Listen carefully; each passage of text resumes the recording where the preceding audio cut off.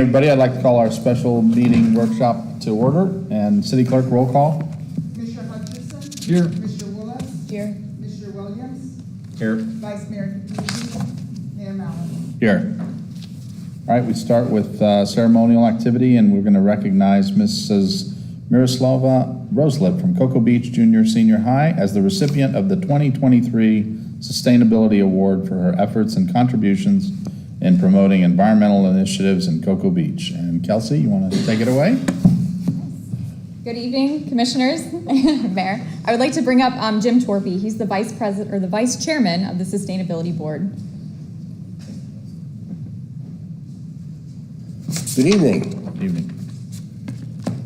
I serve on your Sustainability Committee along with our chair, Adria Perez, Bob Day, Jamie Glasner, and Waylon Locklear.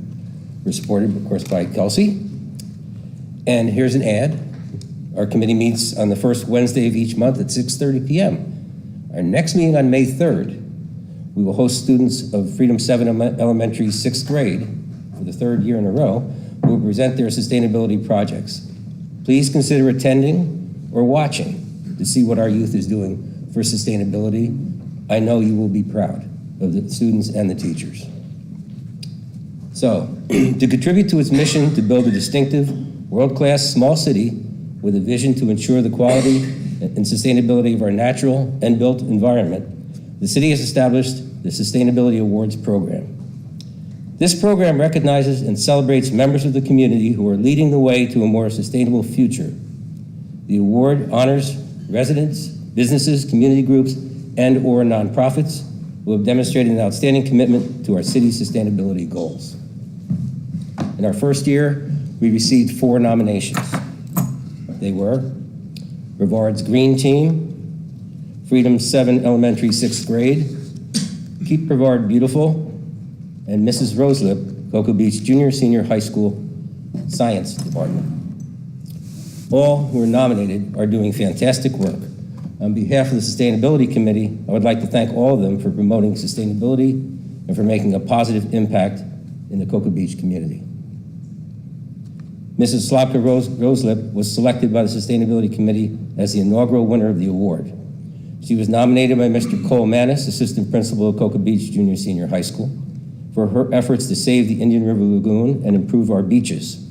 She's led the development of a new aqua science program and inspired a grassroots movement of students also dedicated to improving water quality.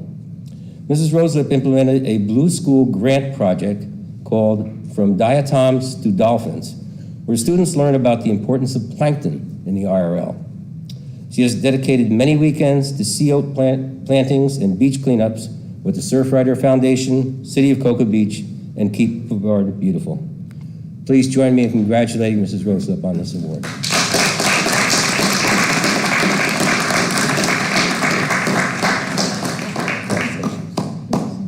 Thank you for your work. Thank you. And then I'll get one with the commission as well. All right.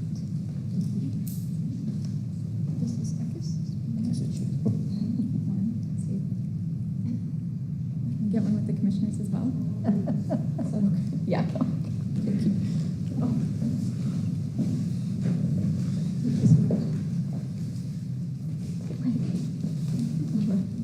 Perfect. Okay, ready? 1, 2, 3. Thank you guys. Thank you. Good job. Yeah. Thank you, everyone.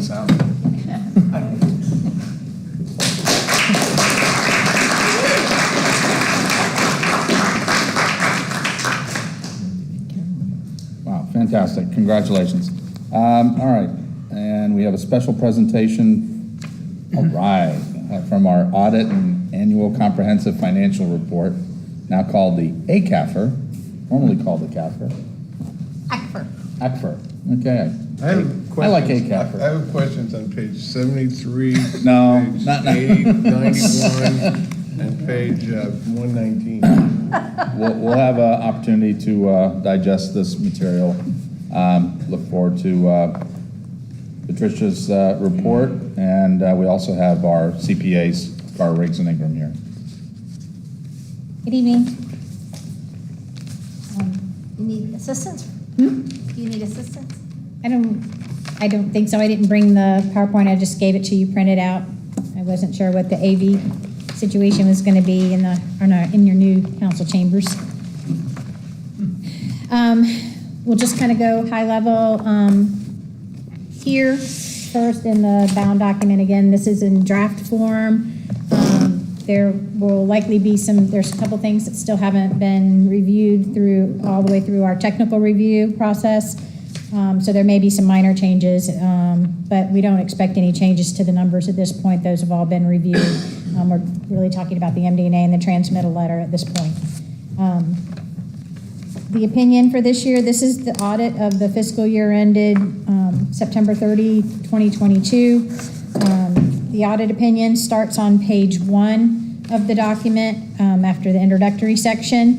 It's an unmodified opinion, which is the highest level of audit assurance you can receive. That means that these financial statements are presented in all material respects in accordance with generally accepted accounting principles. We give our basis for opinion. The format of the letter now is starting with the opinion, provides our basis for the opinion, and it also provides for an emphasis of matter in note 2. And note 2, which is on page, I had it marked, and I gave up that copy. Page 2 is, or note 2 is on page 52. There are restatements of opening equity balances this year in the governmental funds or the governmental activities. That's your general fund and all your governmental funds rolled up together into the full accrual format. There is the new lease standard that we talked about last year, the lease standard. That brought on 111,000 of leases with an offsetting lease liability of about $170,000.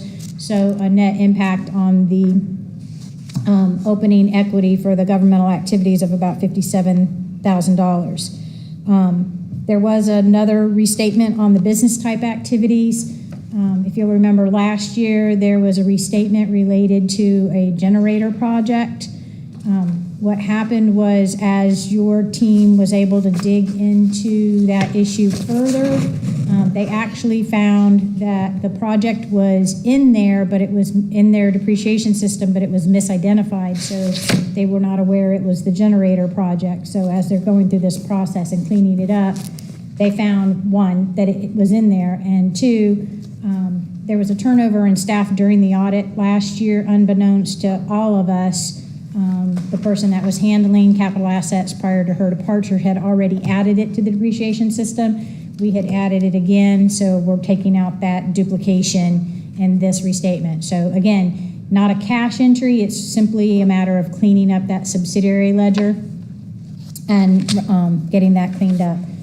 I anticipate as things, because you've had some turnover in staff there, you have a new team there that's getting quite a bit of experience, and as they start to dig into these things that we're bringing to their attention during the audit process, we may find some other things, because the subsidiary ledgers that are not part of the same accounting system tend to have issues if they're not reconciled regularly, and that's what your team is doing right now, is really just kind of digging out the details. So, and then we'll talk about the compliance letters, which start in the back afterwards. So again, this document has your introductory section. It starts with our opinion. Then there's a management's discussion and analysis, the financial statements, the notes to the financial statements, which basically give you the meat and potatoes that roll up to explains why the numbers are what they are. Then there's a statistical section. And then the compliance section, which we'll talk about in a minute. The statistical section is always good data if you want to digest what's been happening over the last 10 years. It gives 10 years worth of information. So that's always a good place to get some historical information. You'll go to the presentation summary. I don't think we have that. No, we don't have that. Oh, I think I gave 6 Can copies you put to it the on the clerk. screen? I didn't bring the the presentation because I wasn't sure what the AV was going to be. But we'll place it up on the website afterwards. Yeah.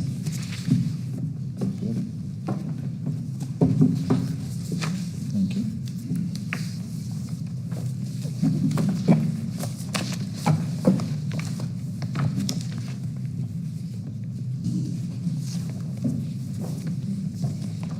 Again, So the AFCR is taking the place of the CAFR? yeah, they just changed the name. Okay. Of how it's referred to avoid some issues with the pronunciation of the acronym. Okay. So again, we talked about the introductory section, the financial section, which goes all the way through the statistical section, and then the compliance section, which is your reports on internal control and compliance. The next page, we performed the audit in accordance with auditing standards and government auditing standards. We talked about it being an unmodified opinion, and then the emphasis of matter related to the restatements. Please state what page you're on. I'm on page 3 of the PDF. Moving on to page 4 of the PDF.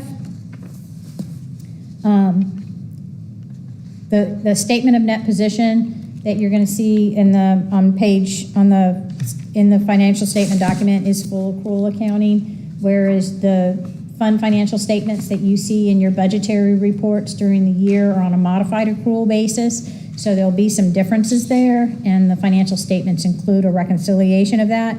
Unrestricted net position, after all the liabilities, is still $6.4 million, or is $6.4 million for governmental activities. For your business type activities, which is your utility fund and your stormwater combined, it's $9.8 million.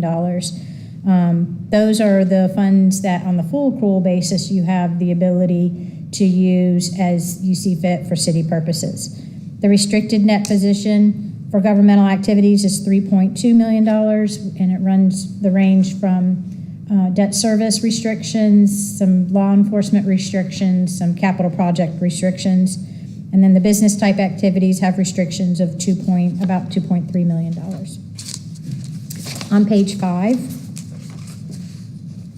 again, the highlight of the statement of net position is we talked about the net pension liability last year decreasing from about $4 million down to $748,000, and I caveated that with that you're likely to see a large swing because even at the time we presented the audit report, there was already a market swing. And these liabilities are extremely sensitive to market pressures. This was probably a little bit more than I expected, but the liability increased from $748,000 to $14.2 million for all 3 of your plans. Deferred outflows increased from $2.4 million to $11.8 million. The primary driver in that increase is investment losses as the market moved down. Those investment losses, if you remember, the purpose of that deferred outflow is to take those market volatility type things, and then you get that loss, and then you get to expense it over 5 years as opposed to trying to take it all in the same year. Deferred inflows decreased from $8.5 million to $784,000. Again, that mostly moved up into the net pension liability as some of those deferred inflows reversed themselves based on changes to the performance. The debt in the governmental funds decreased to $16.6 million. Current year debt service was $1 million, which was about 3% of your current year spending. But you had finance purchased of the golf carts of $467,000. The term finance purchase replaces the term capital lease, which is what you're used to seeing in previous reports. And then there's a pledged revenue note within note 3 that talks about what revenue is pledged and what percentage of your pledged revenue is being used by current debt service. Internal control on page 6, internal control and compliance. Again, we're looking at internal controls only for the purpose of developing our risk assessment and identifying areas where there's internal control issues that we might need to modify our audit procedures. So again, it's just for planning and performing our audit procedures, not to provide you an opinion on your internal control. The report includes a couple material weaknesses and a couple significant deficiencies. We did not identify any instances of noncompliance with laws, regulations, or contracts. On to page 7.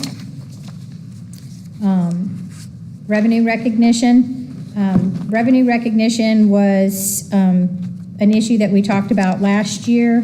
This is revised from the previous year. The accruals that were not made in the previous year were made in the current year, which adds another wrinkle because in your governmental funds, you have a policy that says if my receivable is not collected and converted to cash within 60 days, we don't consider it collected within our period of availability. In other words, you can't use it to pay current resources. So that's your policy is 60 days. So if that receivable isn't collected within 60 days, at the fund level, you're not supposed to recognize that revenue. You pull it back as a deferred inflow until it actually is collected. In this case, there was $102,000 worth of receivables that had not been collected within the 60 days, and there was an audit adjustment to move that into unavailable revenue. There was also a recognition of ARPA revenue that was made, the calculation of the amount to be recognized of ARPA revenue was in error. So we had to back that number back down, so there was an audit adjustment related to that. In the capital assets, that's kind of like that was the kind of the big ticket item this year, we'll say. We talked about the fact that you have this subsidiary ledger. Part of the challenges your team has had in trying to cement these numbers is the system has, we were finding differences between reports that were coming out of the same system. In other words, your team uses one report to do their reconciliations. We use a different report out of that same system because it has detail information in order to perform the audit. Those numbers didn't match. And then when we finally tried to identify what the differences were between the two, we found that that subsidiary ledger, that depreciation detail report, didn't agree to what was in the general ledger. And some of the reasons we could help the team could identify and some they couldn't. So again, that's probably one of the biggest areas is getting hold of that capital asset inventory and making sure that the information that's in that asset inventory is accurate so you can use it for inventory purposes, so you can reconcile it to insurance documents and things like that. And during the year, and as I'm sure you're aware, there was a parcel of land that was sold that the city owned. That parcel of land was not included in the asset inventory. And so our recommendation is that the city do a property search to make sure that there's not any more, outliers like that. I think it's unusual. I think you originally acquired the parcel of property through a non-traditional means. So I don't know that there's anything out there, but I don't know that there's not anything out there. So we're asking you to take a look at that as well. Significant deficiencies this year. The selection of basis for allocated expenses is a repeat from last year. There's two issues here. The allocation of the other post-employment benefit expenditures is the basis that's being used based on our recalculation of how we think it should have been allocated, showed a little bit more being allocated to one fund than another fund. So we have what's called a past audit adjustment on that, but we did feel like it's something that needs to be looked into because we don't think the basis that the city uses is allocating it, in the best means. And the other is the allocation of overhead costs that are being reimbursed by your proprietary funds to your general fund. Somewhere along the line, that basis for coming up with that amount has gotten kind of muddied, and we're asking that you take a look at what are those actual costs that are being paid for by the utility funds or being reimbursed by the utility funds. So what is that overhead cost that is being funded to make sure that you're transferring the appropriate amount. Accounting for the finance purchase, the golf cart purchase was not recorded in the fund financial statements, which could present a problem on your budgetary compliance. So we're asking to make sure that any of those contracts get added as they're executed. In the management letter on page 9 of the PDF or the PowerPoint, this is required by the Auditor General. It's additional reporting and testing required by Florida statutes. There are a couple current year comments. On page 10, the first of the comments is the review of utility rates and charges for services. That's a repeat from last year. And I'll refresh your memory. You provide your utility rates to the city of Cocoa. They enter it into their system. We're saying that we recommend that you spot check to make sure that those rates are, one, correct in accordance to what you've provided them, and two, that they're being calculated correctly. So the spot checking by your city staff started taking place, but there wasn't any documentation of that. So they're putting procedures in place so that that spot check will take, and there'll be documentation of it so that we can actually audit to make sure that you're providing for that. Ledgers, there were subsidiary ledgers that detailed out what was in accounts payable. Those did not agree to what was in the general ledger by amounts that were above what we call our past audit adjustment threshold, but below materiality. So we didn't make an audit adjustment for it, but we do ask the staff to put procedures in place to kind of make sure that those are investigated. And then the compliance with the investment policies. That requires us to test compliance with the investment policies. There actually was not an instance of non-compliance this year because that was resolved. If you remember in the prior year, one of your investment instruments had liquidated an investment and turned it into cash, but it was being held in a financial institution that was not a qualified public depository, and it was an amount in excess of FDIC coverage. That was cleared, and so I'll make that correction and get you a revised copy. Are there any questions about what I went over? I know you haven't had time to digest this. Yes? So, very in-depth report. There are some deficiencies. We changed our reviewer firm a couple of years ago because we wanted a fresh set of eyes. And I think you've uncovered things that we need to know about. And I was kind of scared when you kept saying, you need to look at, you need to look at, you need to look at. I'm like, wait a minute, me? No, No, you're talking about the city. I'm talking about the city. Okay. So we'll follow up on your recommendations and we'll hopefully get a good final report out. And you know, We'll have this is, lessons learned for the following year. and this is a significant improvement from last year. Last year, there were 11 comments with 2 verbals. This year, we're down to 6. But as I mentioned last year, as your team starts to delve into some of the things we've asked them to look into, things are like this are going to come on, you know, they're going to bubble up to the surface. You know, things that have been straggling. And so, again, we looked in depth at a couple things that we felt like were really important, like the capital assets, and we focused a lot of energy there because we think that those are the areas where you're going to get the biggest bang for your buck. You have limited resources just like anybody else. So if we're going to ask you to focus, your staff to focus on certain areas, these are the ones that we think they need to focus on. And just to, as simple as anybody could look at it is when you say the ledgers don't balance, it's like not balancing your checking account. That can be a big problem.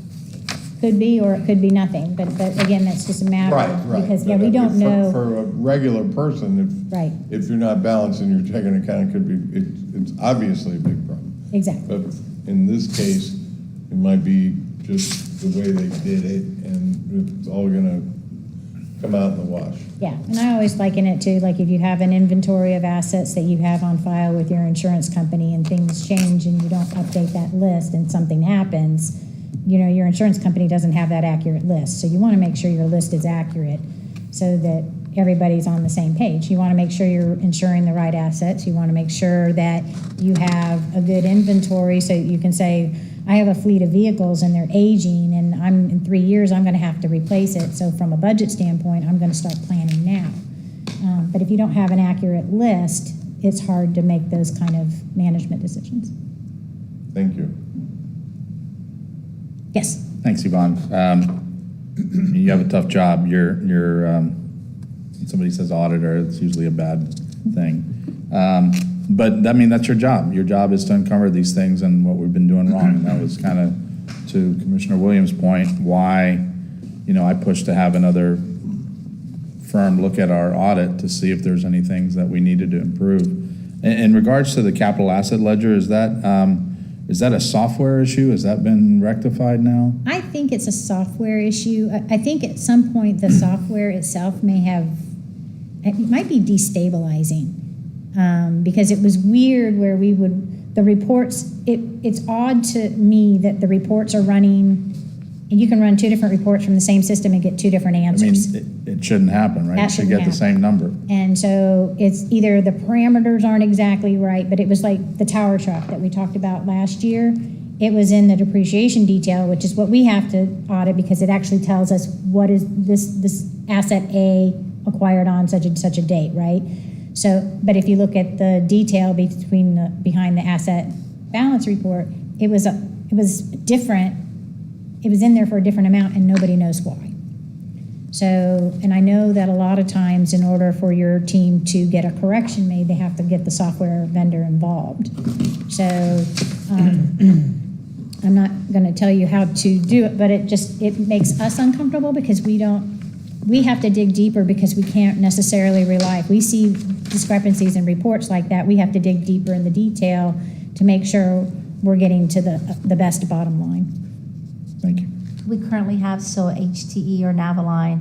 It's not necessarily, the company doesn't support everything on it anymore. So again, they've had a lot of changes. So you'll see that in next year's budget of what type of software system we move forward I was with just from our going to say, we're GL. coming up on budget. Maybe Yes. it's something we need to fix. I mean, if we can't get an accurate report, Right. then we probably should look at different software. And there's That some would other be- things like where once they close the year in the capital asset inventory system, even though we might have found things as part of the audit, your team can't go back and reopen it and fix it. And so it starts to get fixed in the next year, and that's what happened with the generator. Got it. Is it got fixed in a year that we weren't looking at, and so we didn't know it. And, And we may also look at a separate asset management system, one that I know that Yvonne and I've spoken about several times and other cities use. To implement that earlier, again, it may allow us to fix up some of the issues and then focus on the GL really when it comes to a new type of system. And that just limits our challenges. Yeah. And a subsidiary reports or records that actually balance when we compare the subsidiary to the GL count. And again, this isn't a reflection on staff. I think they're doing a fantastic job. It's just part of the reason was to uncover, some things that we can improve on. We can always be looking for improving our procedures. and there should be some trust in that. In fact, the fact is they're using that report, that one report, and they're reconciling it. And they were doing the reconciliations like we recommended. Right. It wasn't until we pulled the detail report and started comparing, we realized there was differences between the 2 reports. Thank you. Anybody else? Thank you much. Thank you.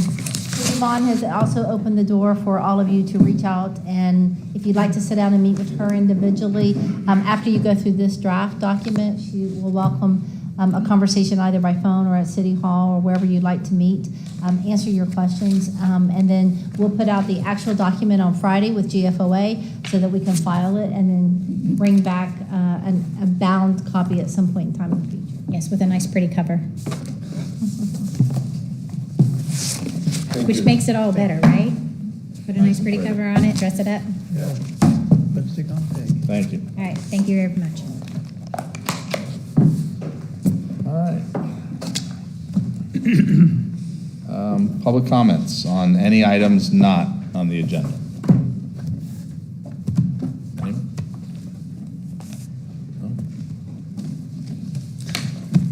Okay, Mr. Mayor, can I ask you what's on the agenda? sure. No, all right, moving right along then. City Attorney, consent agenda, please. Okay, this is the consent agenda. Item 1, confirm the following meetings, events.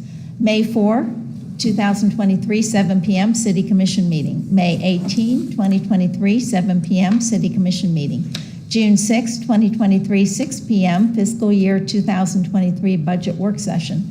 July 11, 2023, 6 p.m., proposed millage rate vote, special meeting.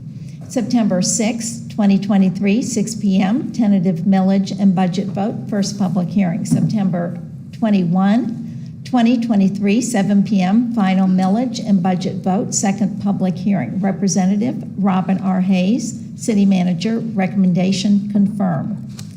Item 2, accept the audit and annual comprehensive financial report, ACFR, for fiscal year 2022. Staff Representative Patricia Draycott, CGFO, Chief Financial Officer, recommendation accept. Move to approve consent agenda. Second.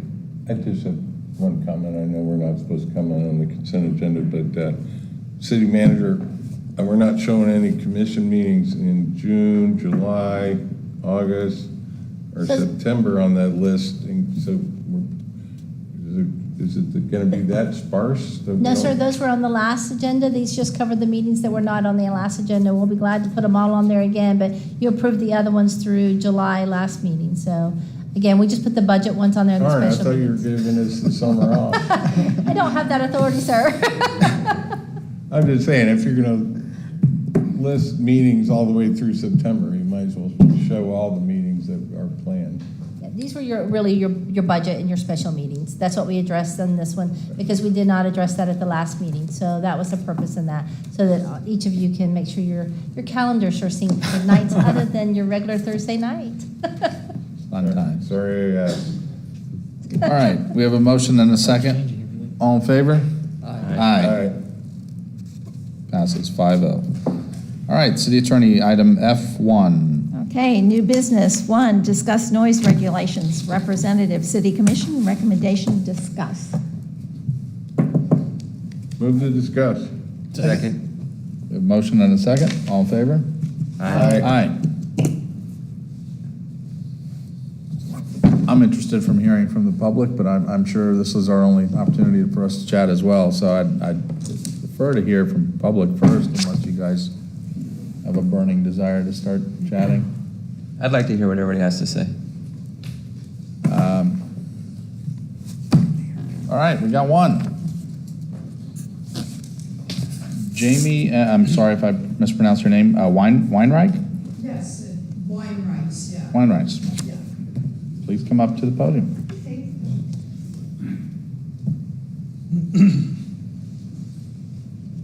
Yes, I'm representing the studios of Cocoa Beach, the gallery downtown, which is right across from one of the businesses that I think probably we're here to discuss. That's Area 142, which I personally like the business very much. It's brought a element of, activity to the place. It's very family oriented. I see kids out there in the grounds playing, and it is a nice business. The problem is that the music is sometimes dominant, and since I'm representing the studios of Cocoa Beach, I'm sent by the board, Tony Sasso, you know him obviously, and it's just that I think that since it is dominant, like, for instance, in our gallery, we play music, and create an atmosphere that is supposed to be like a gallery. We keep our doors open because we find that people come into the store much more readily if it's open. And it's the live music, really, that sometimes I know that he's brought it down a little bit, but it's still pretty loud. And I'm also a resident of Cocoa Beach. I can hear it from my house off of 4th Street South.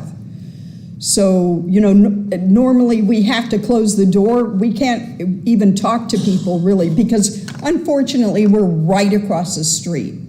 Like, I don't know about a business down the street, whether, you know, they're having the same issue, but the artists that I'm representing that sit in the gallery are all complaining about it. So for me, I'm pretty low-key, I don't care, you know, but it is an issue when I'm trying to talk to a client, a potential customer.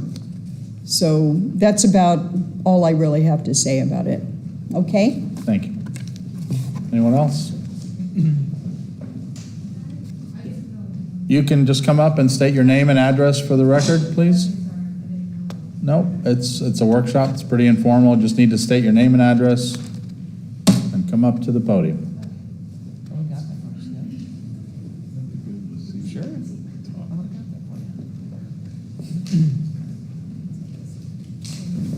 Wrote everything down. My name's Casey Hahn. I live at 61 Cedar Avenue. And first of all, I'd like to thank you for taking the time to let me voice my concerns on this noise issue.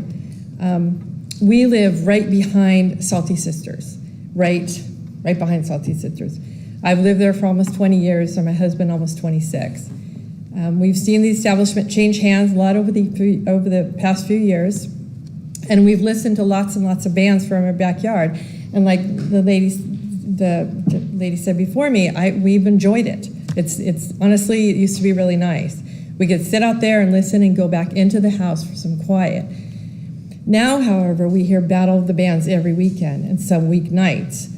And I understand it's Salty Sisters has gotten louder and louder because there's other bands and, you know, other businesses that have been louder and louder.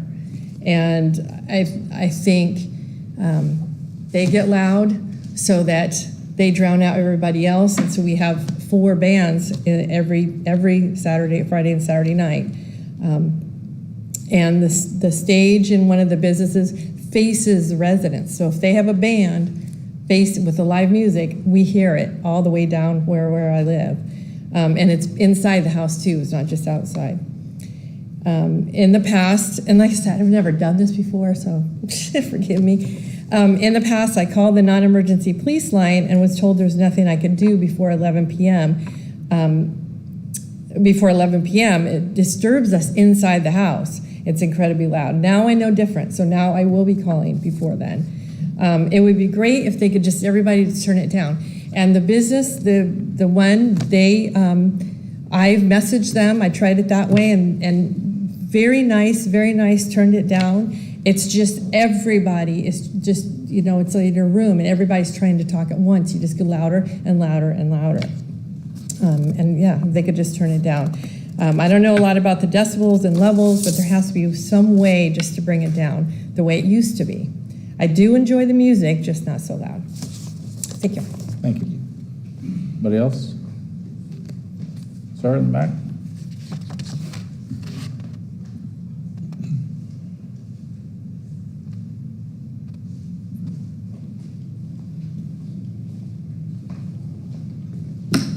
Good evening. Thank you for letting me come up here. My name is Robert Fink. I live in the Pebble Cove condominium, 3833 South Banana River Boulevard.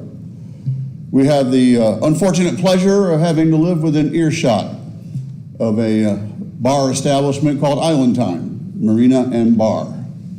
The owner of this establishment plays live music extremely loud. So loud that the music penetrates hurricane shutters, closed doors, and closed indoor shutters. We have to turn our TV up so loud just to be able to hear it.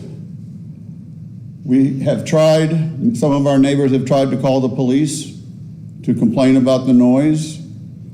They are now in litigation against this bar because he has sued them, claiming that they have interfered with his business. We need a noise ordinance, enforceable noise ordinance, so that we can enjoy the patios for which we bought our condos. We all look over the Banana River, gorgeous view. But on a Friday, Saturday night, Sunday afternoon, you can't enjoy them because you're being blasted out. I don't know, I've discussed it with Mr. McKnight, your predecessor. I've been in contact with Mr. Williams. But folks, you gotta do something. It's not fair to us to allow him to have his way for 40 people in the bar. I feel like I'm sitting at the bar, I'm so close to this music. It's not fair. There's about 135 residences affected by this one business. And you say, I don't know what else I can add to it except please, here's the opportunity to put in a noise ordinance, an enforceable noise ordinance, so that we, the residents of Cocoa Beach, and I moved here to retire here, can enjoy what we've got. Thank you. Thank you. Anyone else?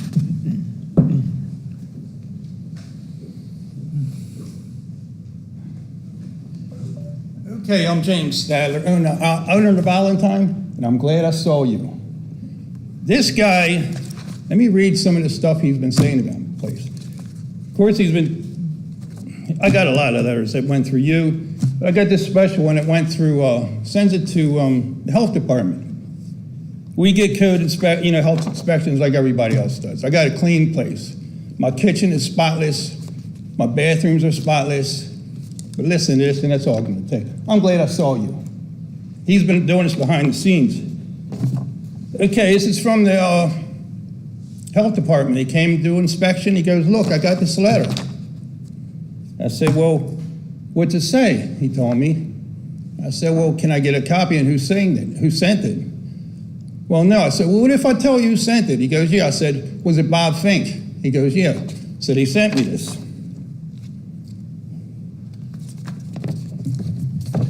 What does it take to close a business to lose their license to operate? Allentown, a pig hole and bar and grill, contributes nothing to local residents except public drunkenness, loud profanity, ear-splitting live bands. All this miserable living conditions to 135 owners who were here first. I was there before you were.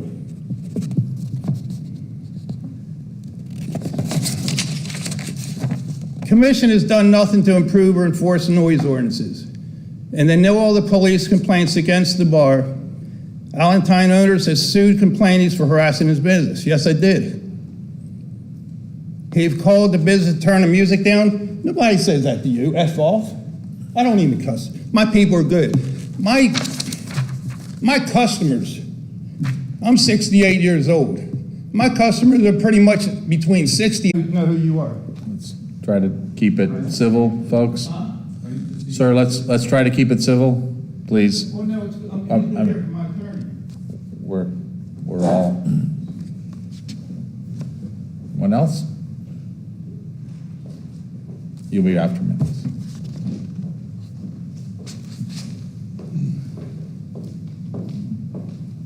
My name is Samuel Underdog. I live at 4378 Twin Lakes Drive.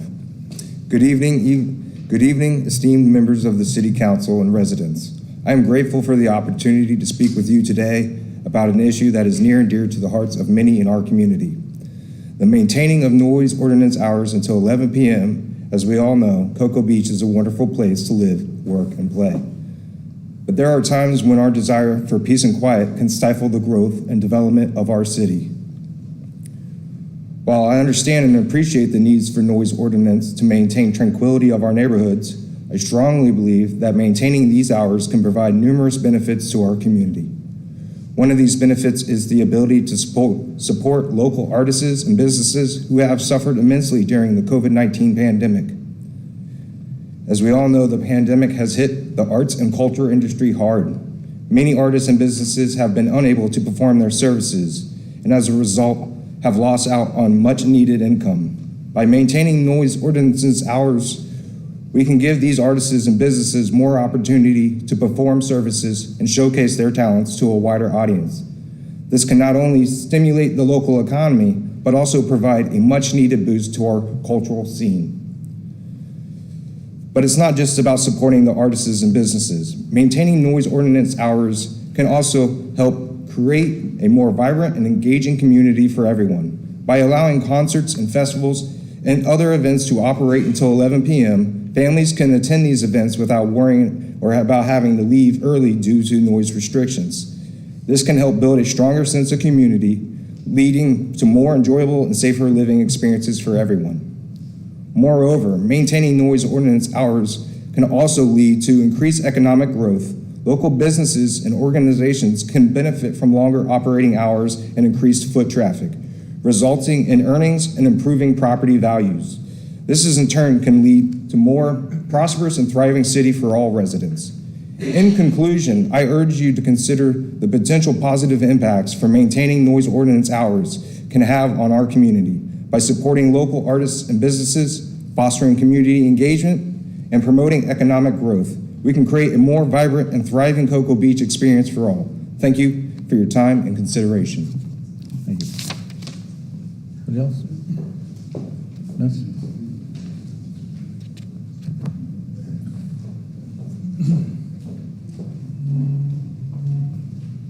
Good evening. I'm Judy Louay. I live at 107 Osceola, and I've sent emails to all of you.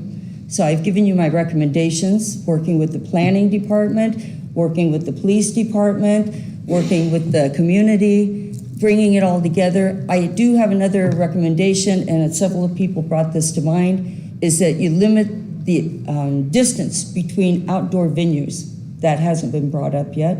But you start getting them piled on top of each other, and it is the economical way to open a new business.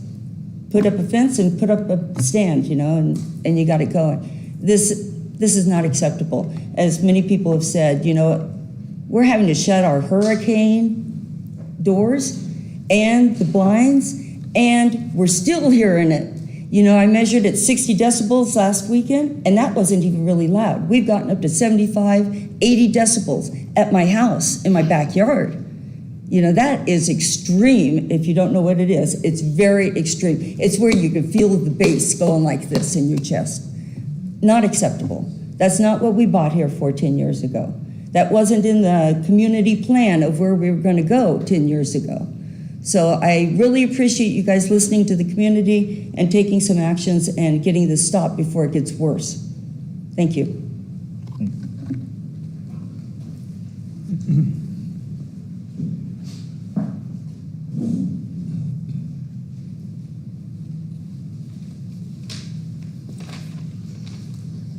Hi, my name's Eddie Rose. I own Area 142. And just to move on to what she was just talking about, 80 decibels is a garbage disposal. That's it. 80 decibels is a garbage disposal. So 60, you can hear a conversation 20 feet away.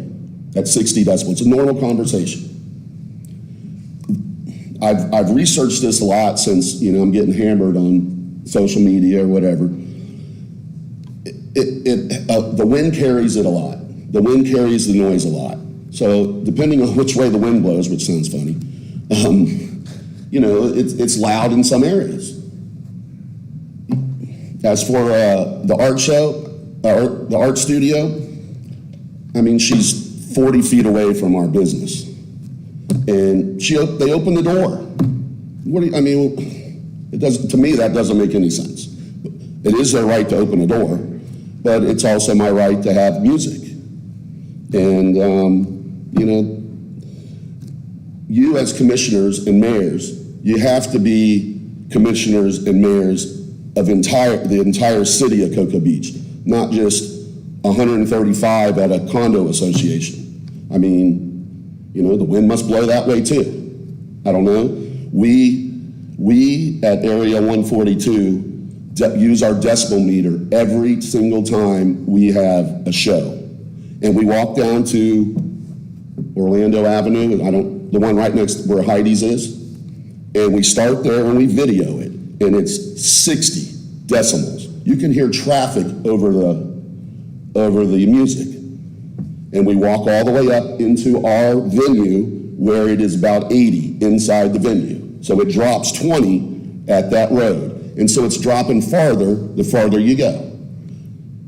When there's a big concert, of course, the sound people bring in their bigger speakers. And do we have control over that? We do a little, but not as much as we probably should. I mean, it's just, you have to be commissioners and the mayor of the entire city, not just a select few that are speaking out about this. And that's all I have to say. Can I ask him a question? I'd like to ask a question too when you're done. So, you said when you measure it and you get on your property, 80 decibels, everybody that's listening can hear the way they want to hear and everything? Correct. So you think that 80 decibels on a property that's playing music should be a potential benchmark? 80 decibels is a garbage disposal. Well, yeah, but Here, it's not hours long when you're running the garbage disposal. Let me say it to you this way. I'm 56 years old. I don't like loud music. I don't like loud music. And so when all this became a topic, I tried to get ahead of this. I think 80 is, for my little area, maybe. But who knows for somebody else's spot? I don't know. You can't just say, boom, this is the number, because somewhere else it could ricochet off of something and go through storm shutters. You don't know. Well, if you have an ambient reading without any obstructions between you and the sound at 80 decibels, then and everybody that's listening in your venue can hear fine and are happy about it, then that. I mean, I have families in there during music events. If there's kids, if it's loud, they wouldn't be there. We're not trying to piss anybody off. It's just the way the wind blows. It goes down Minuteman, and some of the people right there get it a little worse than others. I have a friend that lives on 2nd Street North. They say they never hear it. Yeah, but if it's 80 on your property, it's going to be less farther away. Correct. Okay, understood. Eddie, I've got a question. Is it possible to get longer wires and put your speakers maybe at your building facing east rather than facing northwest? That way it directs the sound not across the street. Well, yeah, but not down Minuteman as much.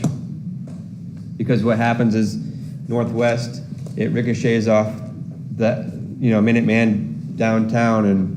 Yeah, no, that's exactly what it does. It goes through the parking garage and shoots out there. I've been there. I've seen it. So I'm wondering if we could, because I've been by your place and I have noticed that you have turned it down. I've noticed that I drive a loud truck. I drive a Humvee. So, but I'll tell you that I could barely hear it in my vehicle when I drive by your place. But I wonder if the direction of your speakers could be changed to help you out.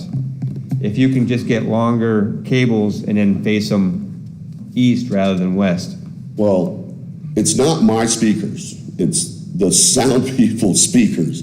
So yeah, I mean, we could probably place them there. I mean, if you bought extra cables and say, hey guys, here's some extra cables, plug these long ones in, and I need you to face them that way. We could try. We'll try anything. I know you will, because I've talked to you before, and you've been very receptive, and like everybody said, everybody that I've talked to about you has said that you've been very respectful and nice. So if you're willing to play nice, absolutely. I think we all are. I'm willing to play nice. So I think we all are. What everybody should understand is Cocoa Beach. When I was growing up, I'd come to Cocoa Beach, Coconuts. We'd have the bands, we'd have bikini contests, and that's what it was built on. And then you get people coming in now, and again, I'm older. I don't like it really loud. But it is what it is when it comes to a music venue, and that's what we are. We're a music venue. Because right now we're trying to figure out the happy medium for everybody. Sure. So this is growing pains right here. We got 3 new businesses. We got Salty Sisters, you, Category 5, and Tropics, and you guys are all 4 trying to figure out what sound is acceptable. And in the meantime, the residents are having to put up with the, what do you call it? Basically figuring it out.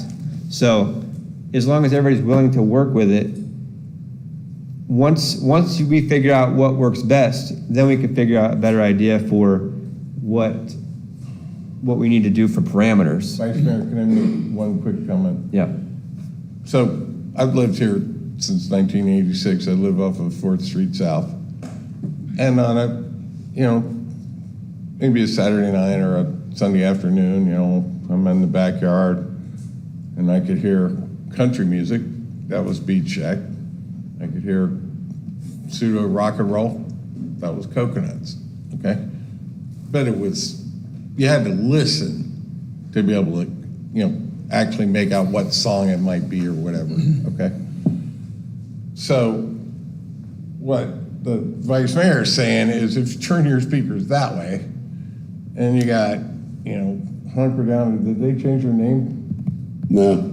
Okay, so you got them, Tropics, Beach Jack, and Coconuts. Now you're blowing your noise their way. What are they gonna do?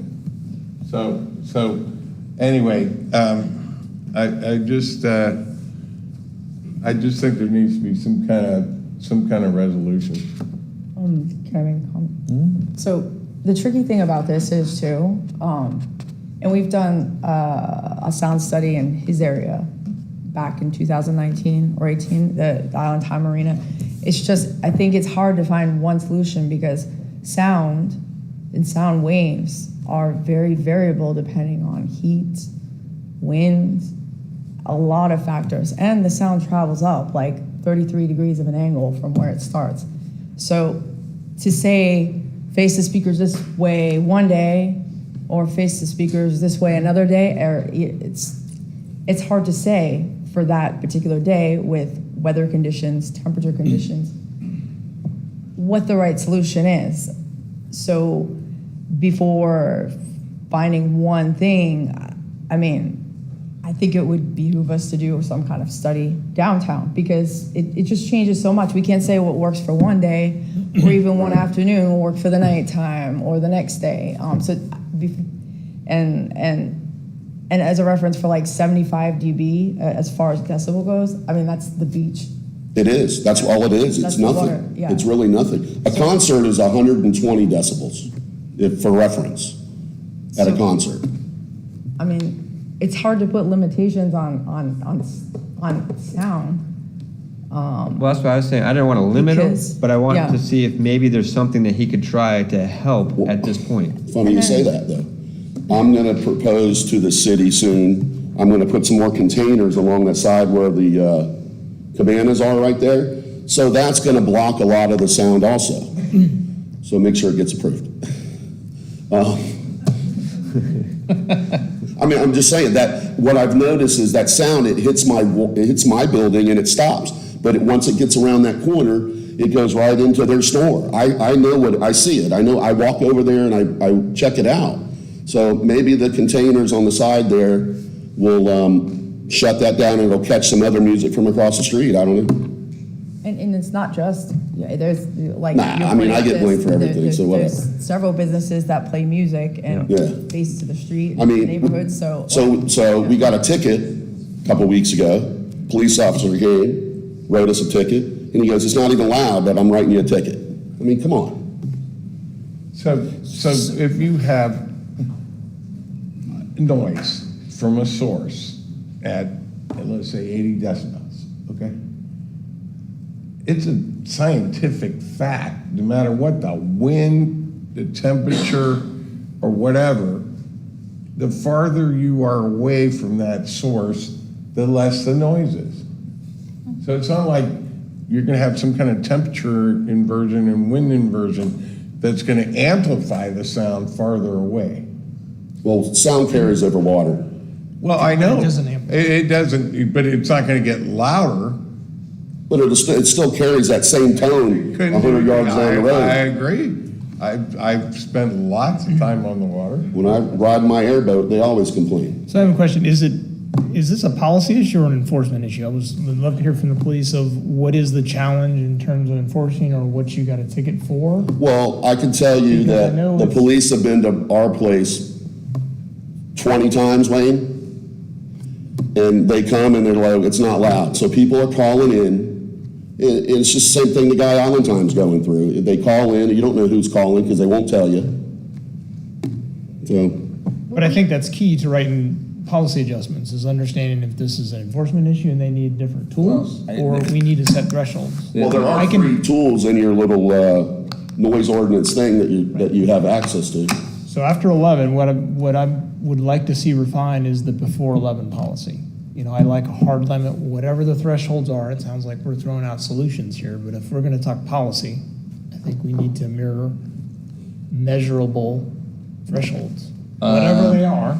Yes. Caution on the measurables, I just would like to have the city attorney chime in on that. Okay. And also, I'd like Wes to come up and talk about it a little bit.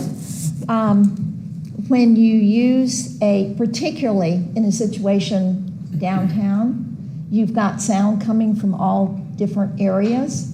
When you try to use a decibel meter, whose sound are you picking up? And also, you've got the sound of the surf. And the cars. And the cars and, all the ambient noise, because you do have to account for that when you're using a decibel reader. But I don't know how you'd use a decibel reader, and maybe Wes can.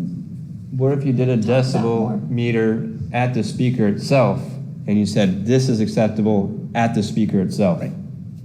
But you don't know how that reacts as it moves further out. That's true. You can't measure that. Commissioner Williams said it's not going to amplify, so if we set a ceiling, some distance, But is that, wherever. I thought we had a legal problem enforcing that from a. From our legal- state attorney's office, yeah. From our, Well, Well, we Hold on one second. enforce things, my strong preference is to keep our enforcement basically in-house before the special magistrate, through code enforcement.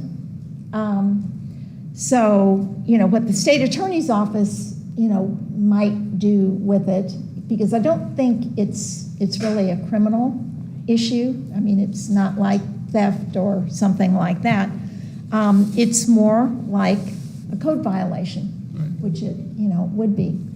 But it is very, very difficult to get any sort of proof, and I've tried it in other cities where I've had hearings, and the officers have had a great deal of trouble being able to say, well, it was from this source, when there were other sources around.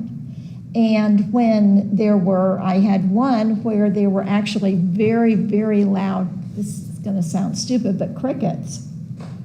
Because it was out in the country. There was a large band, but there were also, the ambient noises can be a problem. So we don't want to drag people before the special magistrate and then have a heck of a hard time with our officers trying to prove that what they were actually picking up was this gentleman's music as opposed to one of the other people's music.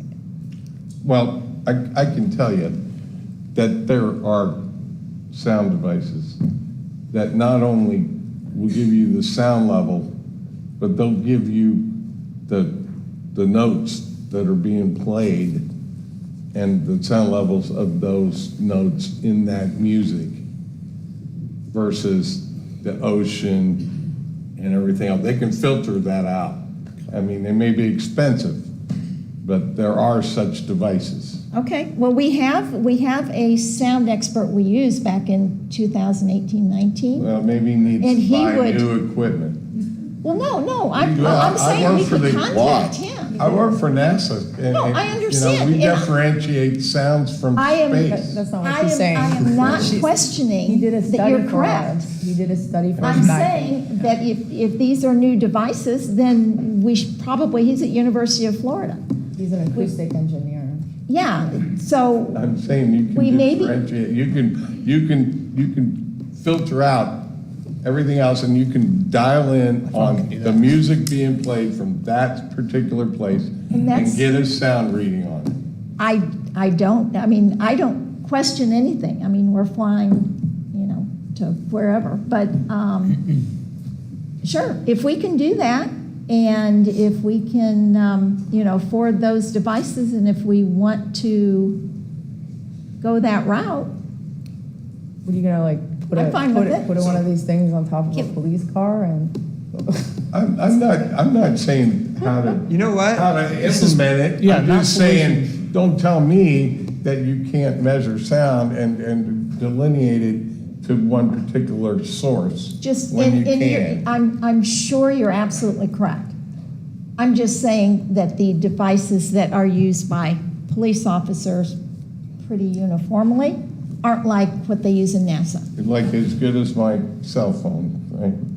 My cell phone DB app, Yeah. it's not good.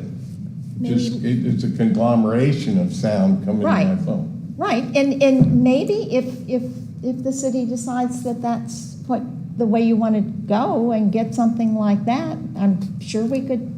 I just want to Do hear it. from our deputy chief for a moment, and then we'll have you. Get them warmed up. I got them warmed up, buddy. Deputy chief. Wes Mullins, Deputy Police Chief. Good evening, Mayor and Commission. You're going to be the one tasked with. This is super. All right.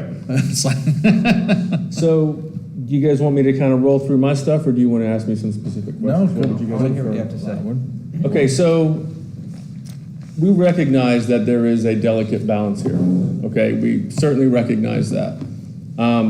And we are caught in the middle of that. We are at that point where the friction generates, right? And we have to make that choice.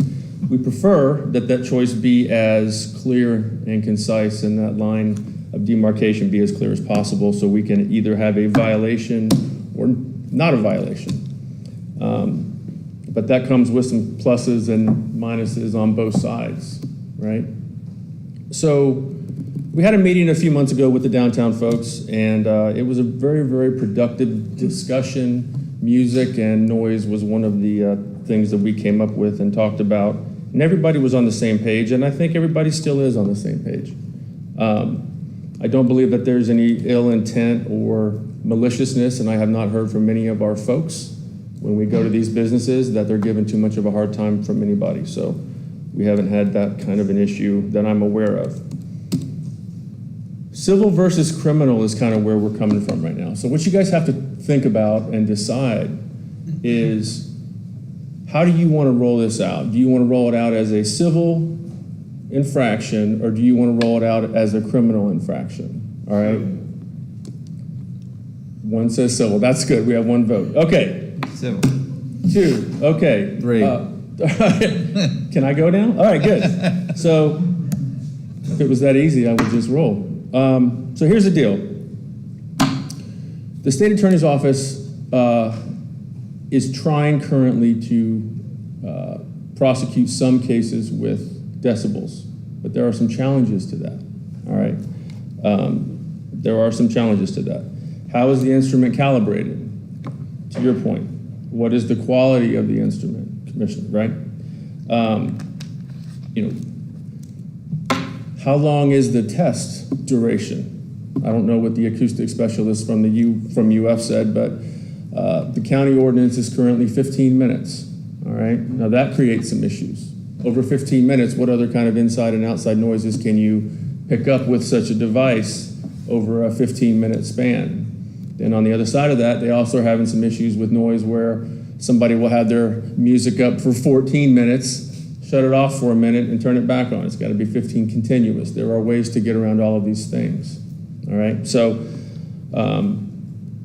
how are we going to handle that? So on the other end of it, right, on the other end of this, we have loud and raucous. Who decides what that is? What does loud and raucous mean, and to whom? Right? Loud and raucous to Eddie may be one thing, but it may be something different to me or somebody who lives on Osceola.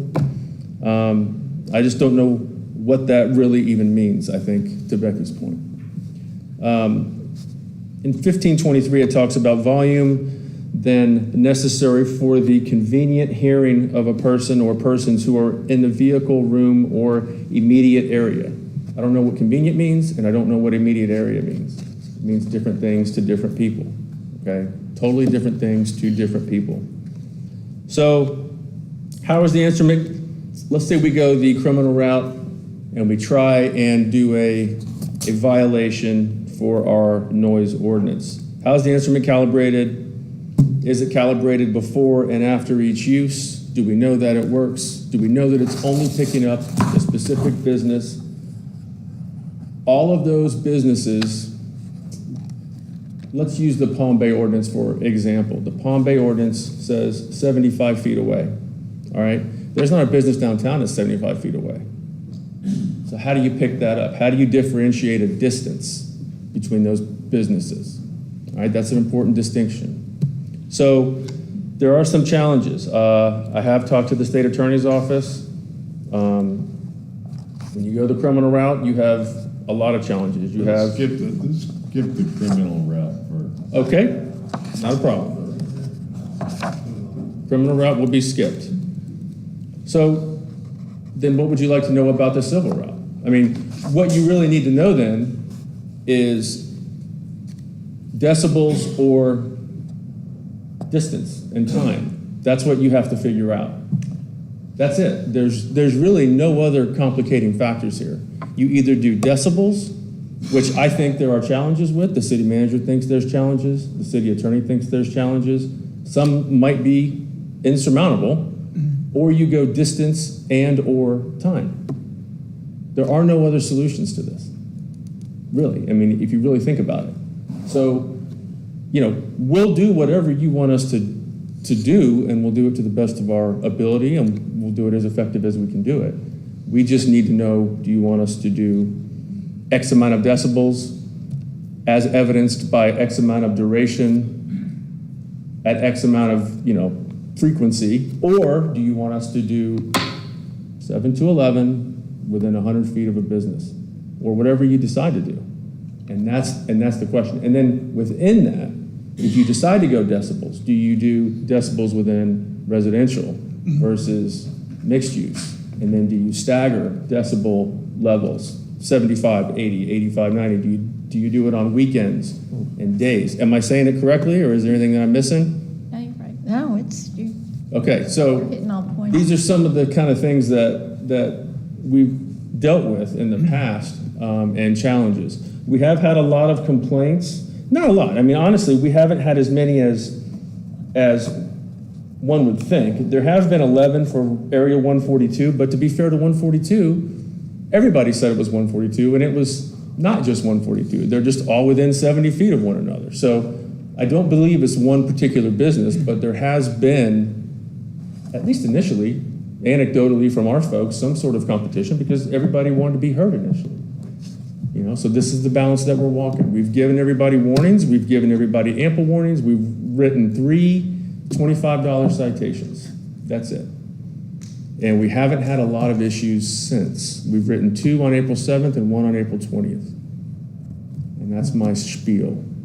If there's anything that you guys would like to ask me, I would be happy to answer it. Thank you. Sorry we make your job so hard. It's all right. It's not a problem. That's what we do, Commissioner.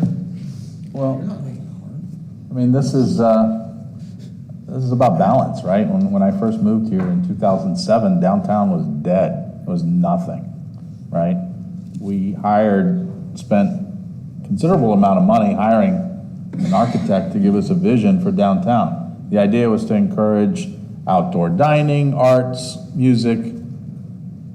That being said, my house is now for sale because I get to listen to a party every weekend. I have a new neighbor. Had some sort of mariachi band going on until 10 o'clock last night. Much as I love mariachi music, I really don't want to hear it sitting in my back porch. I mean, it's an intrusion, right? I mean, our neighborhoods have been taken over. And I like live music. I like rock and roll. I like all kinds of music. That being said, somebody that lives in their backyard or lives in a house should be able to enjoy their backyard as well. It's about balance, guys. We need everybody to work together. We don't want to shut down live music, but you gotta work with us. You gotta just turn it down. It's real simple. This wasn't, downtown, the vision for downtown wasn't to be an outdoor concert venue. It just can't support it. It's too close to residential. And the type of music, maybe I'm getting older, like some of you folks out there as well, but I don't like loud music as much as I used to. But just work with people. I think, if we could get everybody to work together, I think we can get there. So Mayor, I think what you were saying when we had Dead Downtown, that the goal was to have a vibrant. We're the downtown. victims of our own success. To have a vibrant downtown. Right. Which, how do you define vibrant, okay? Versus what a lot of people are considering now is we have an obnoxious downtown because of the noise. Then how do you define obnoxious noise?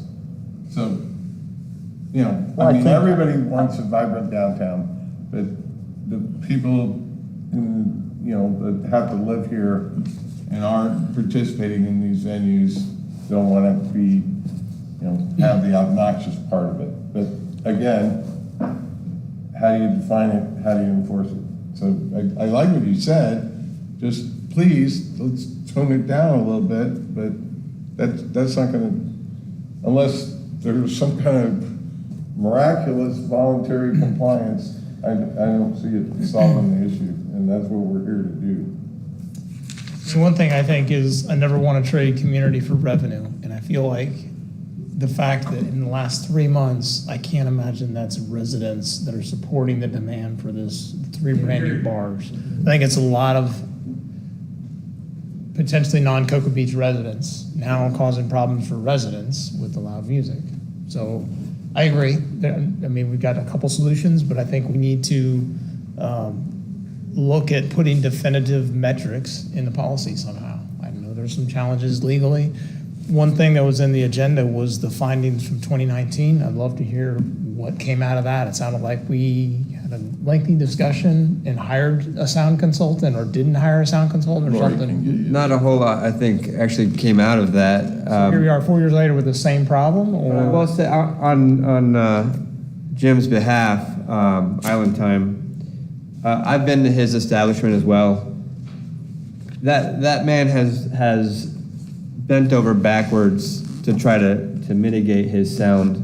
I've seen the band shell that he created with all the soundproofing in it, the bamboo and the trees he planted around his thing. I know that he does care what he's putting out, as well as Area 142.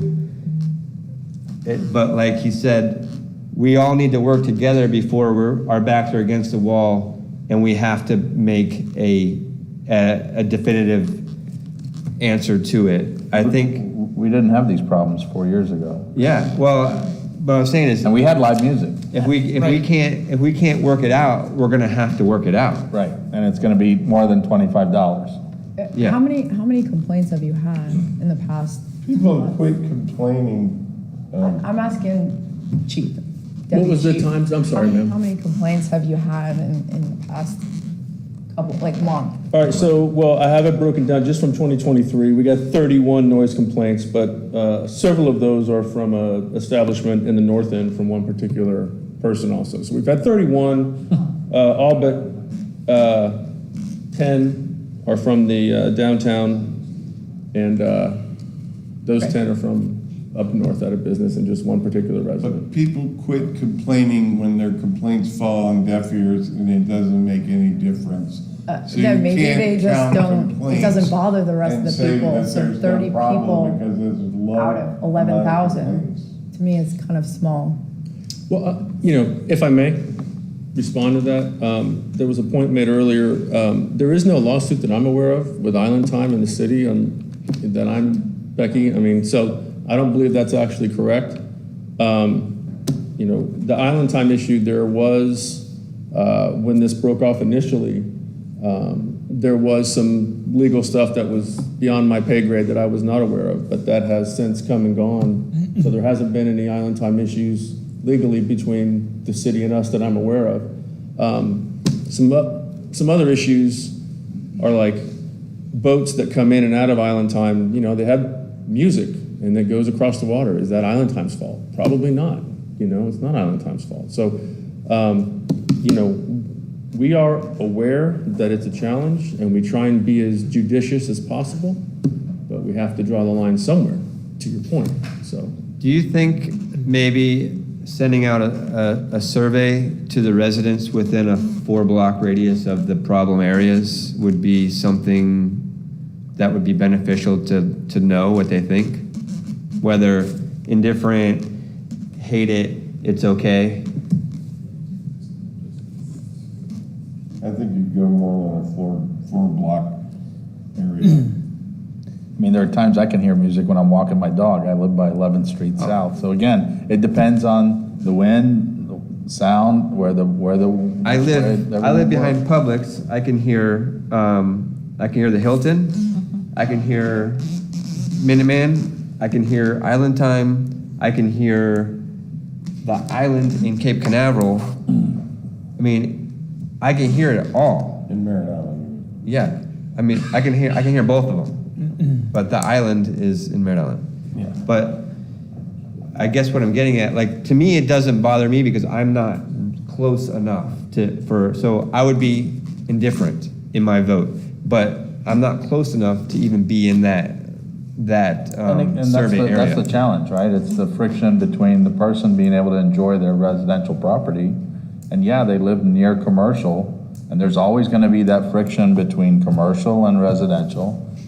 It's just finding that balance, and But we don't want to punish the businesses. of course not. But it was never meant to be a concert venue. We don't want to punish the residents. The whole purpose of downtown was to have outdoor dining and restaurants, and yes, live music to an extent, but not a concert every night. Right, there's nothing that says that was put in the code that it couldn't be that, so where was the intent written? But I want to go back to. It was in the visioning plan. It was Could I simple. go back It to is written. the acoustic engineer that we hired actually did a study on Island Time Marina, and that helped him adapt his stage. I think you paid for half of it too, right? And they did a whole study on that area, and there's a lot of variables in that area. Just as an example, the sound did get amplified further away when it bounced against the buildings across the cove and went over the water. And actually that happened with more of a distance. So it's kind of funny, and that didn't happen. I was down there several days where the sound got amplified as it went further away, bouncing off buildings and over the water. It's a clamshell effect. So there's a lot of variables. I would like to try to do a study of downtown with this same acoustic engineer and see if we can come up with solutions, because that's what that acoustic engineer was an expert in. That's what he's hired from other cities to do, is to study certain areas or the whole city and come up with possible solutions, and then we can. I would like to suggest Did that. we implement any of the solutions from the 19 assessment, or That was was just specifically for One property. It was Island Time. It And was I all- think I he got you, did okay. Yeah, build The 2019 something. assessment was for one specific One property. specific You're saying property. do this globally on the city No, or in individual. spot areas? Yeah. So- No. Yeah. if I may, Commissioner Willis, everybody's heard the old adage, if you don't like airplane noise, don't buy property near an airport, okay?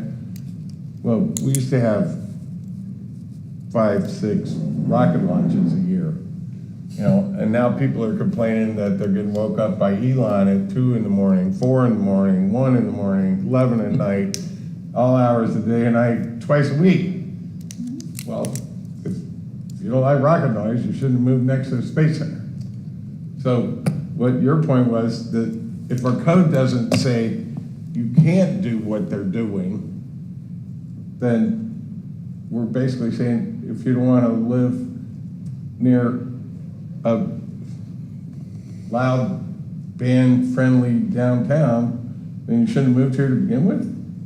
Did I say that? I didn't say that. No, You I'm said just that. saying. You said that. No, I didn't. I still think we need to come to some kind of resolution for this. Well, that's why I'm suggesting to do a study on the downtown with an expert. if I may.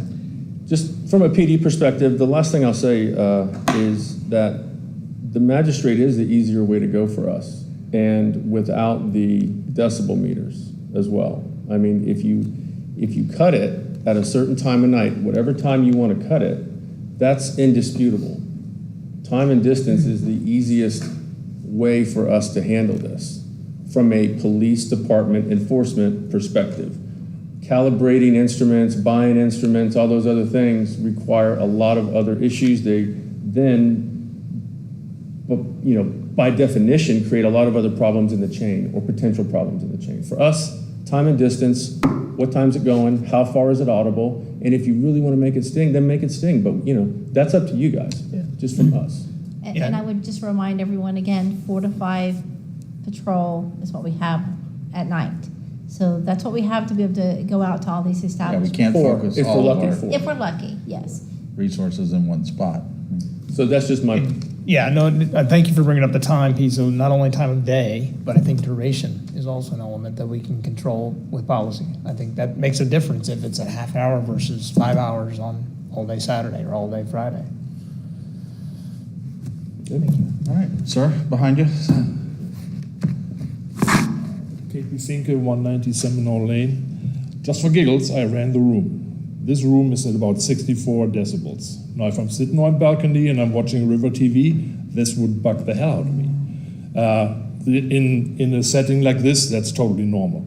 Some of the louder voices came across at about 86 decibels.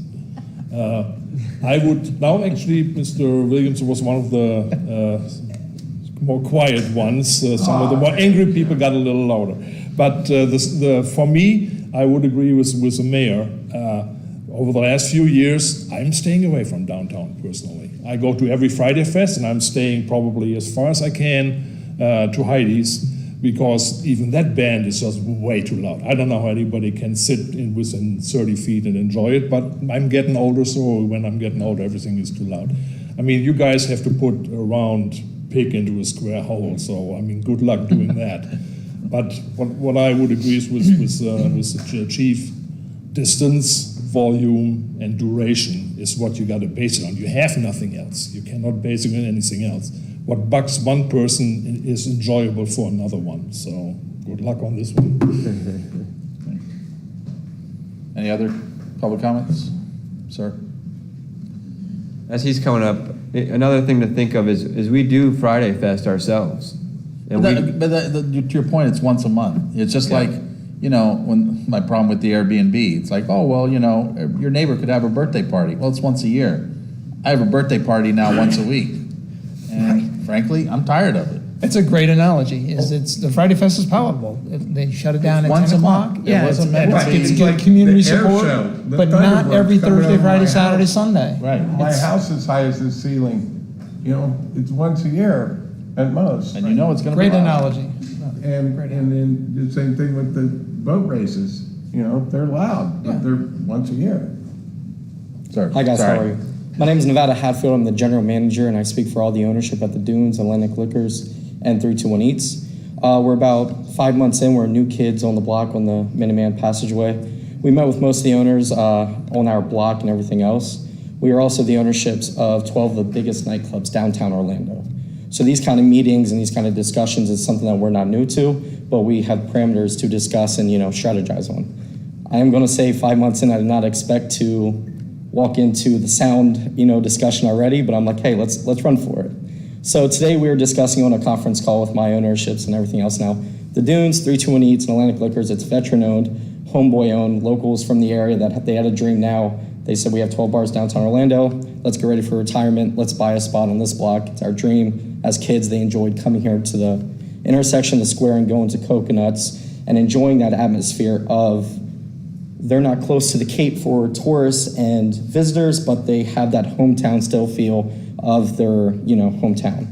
The thing of 5 months into the new business of that we're realizing and seeing is that you guys are sort of in discussions of where downtown Orlando was about 5 to 6 years ago.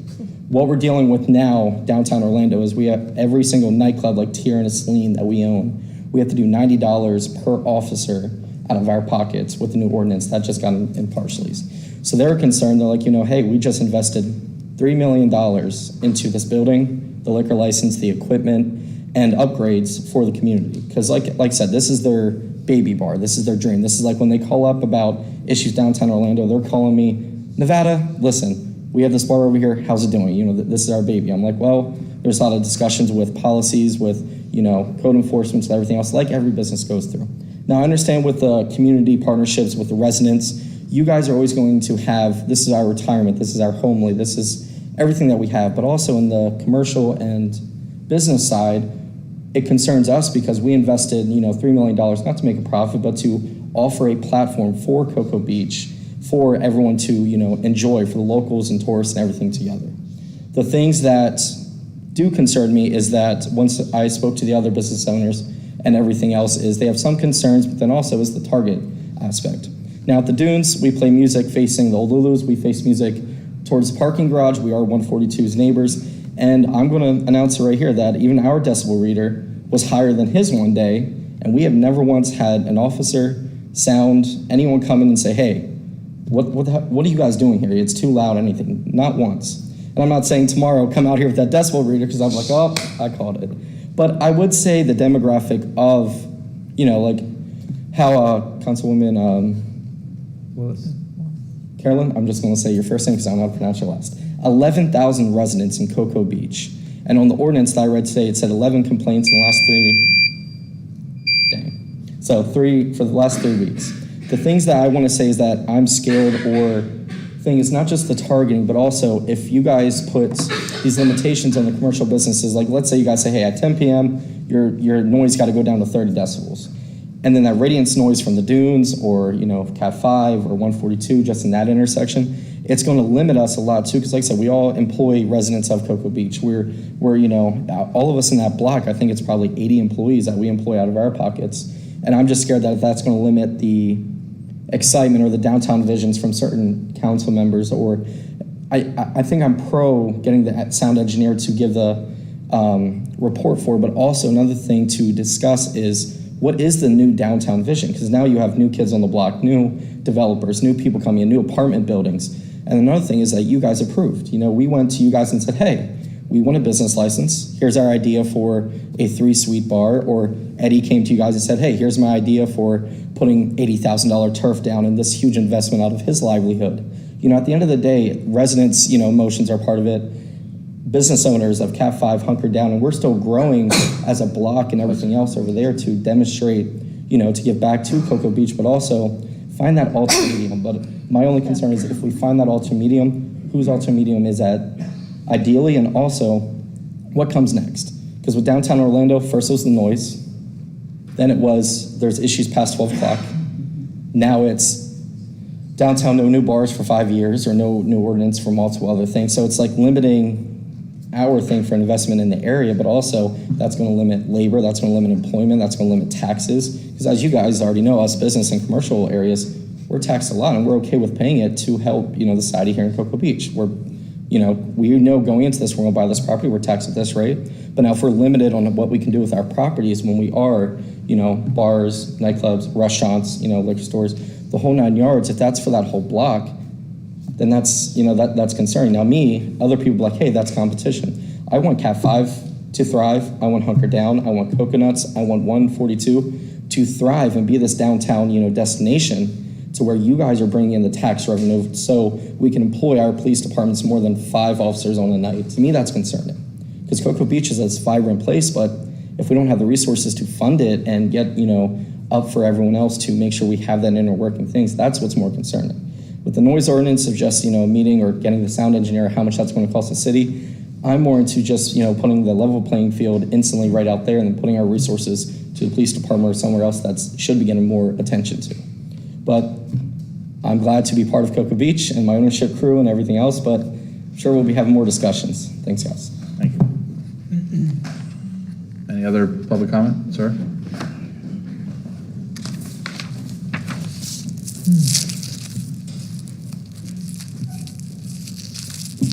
Hi, Greg LeWay. I live on Osceola Road, and I think there's a big difference between a business that wants to set up a small stage and entertain their guests and their customers than there is between a concert venue that wants to put on a big concert.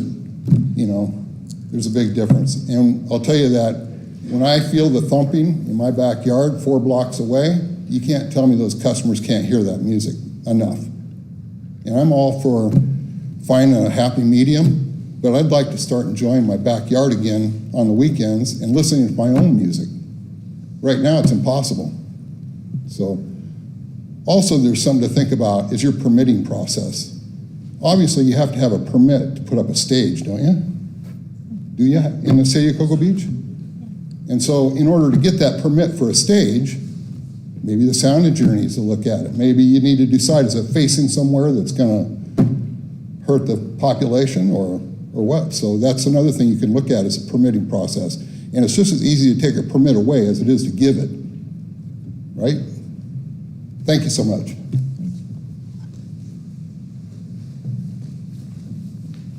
Hi, Sarah Inman, 205 North 2nd Street. So obviously I live in like the thick of downtown. Literally my front door faces Jonathan's. I have woken up to let my dog out in the morning at 8 a.m. and they've been doing sound check. Didn't bother me at all because it was for a charitable event. I knew that. Jonathan's does a lot of concerts and things like that for charitable events. There are good things happening with loud noise. It's not all bad, crazy ragers.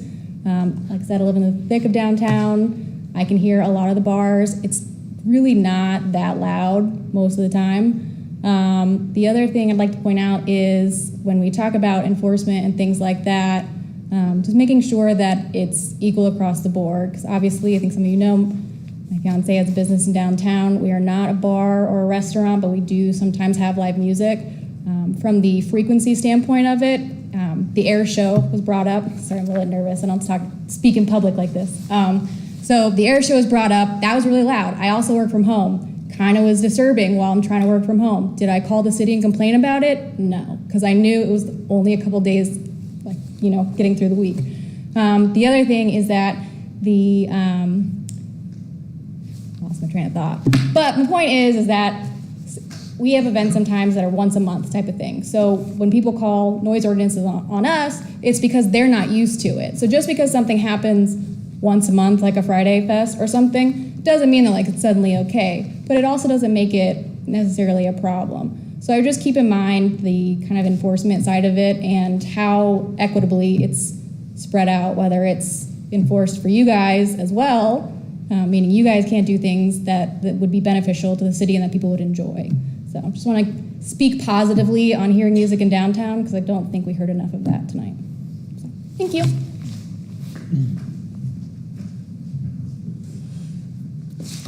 You guys think that the city hall being gone as well has helped not stop some of that sound as well? You think once we get the city hall back up, it'll... Certainly not an acoustic engineer, so I can't speak to that, but I would think any blockage would help. I would, from a logic For one standpoint. area, I mean, for we're one talking area, about but it's 33 gonna. degrees outside of that, yeah. I think you're probably right. Probably would. And we're talking, this is Tim Tumulty, Cocoa Beach, 59-year-old resident of Cocoa Beach, by the way. We're talking about acoustics and that's fantastic, Commissioner Kabisi. Diffusing that sound is one way to get around it. But what I see here at this meeting is really a knee-jerk reaction. We've got a new business, Area 142. They were very loud. The owner admits he was very loud, and he's toning it down. That's what it's all about. The sound at Hunker Down, Coconuts, Beach Shack, what used to be Jenna's, now Salty Sisters, it's going to be just as loud as it ever was for the last 10 years. That's not changing. I don't think they've changed their acoustics or speakers. The only issue we're talking about here is Area 142. I've spoken to Eddie. He's concerned about this. It's a new business. He doesn't want to be run out of town. He spent a lot of money getting this going. So he's going to bend over backwards to do what he can to stop this. So this knee-jerk reaction about changing everything and just putting all these rules forward where police have to go to every business and say, oh, your decimal level's too high at Hunker Down now, and And here's a fine, $25 fine, I believe they got. Or at Coconuts, oh, it's a little loud, we're gonna have to stop this. They're there at 11:01 to say, oh, you didn't stop your music soon enough. You're gonna get fined. We gotta stop this. We gotta quit fighting with each other. To me, it just looks like a knee-jerk reaction. Just have a simple conversation with the issue at hand. I've spoken to Eddie. He's like, let's get this taken care of. He's actually purchased decimal recorders, whatever you might want to call it, to determine how loud it is.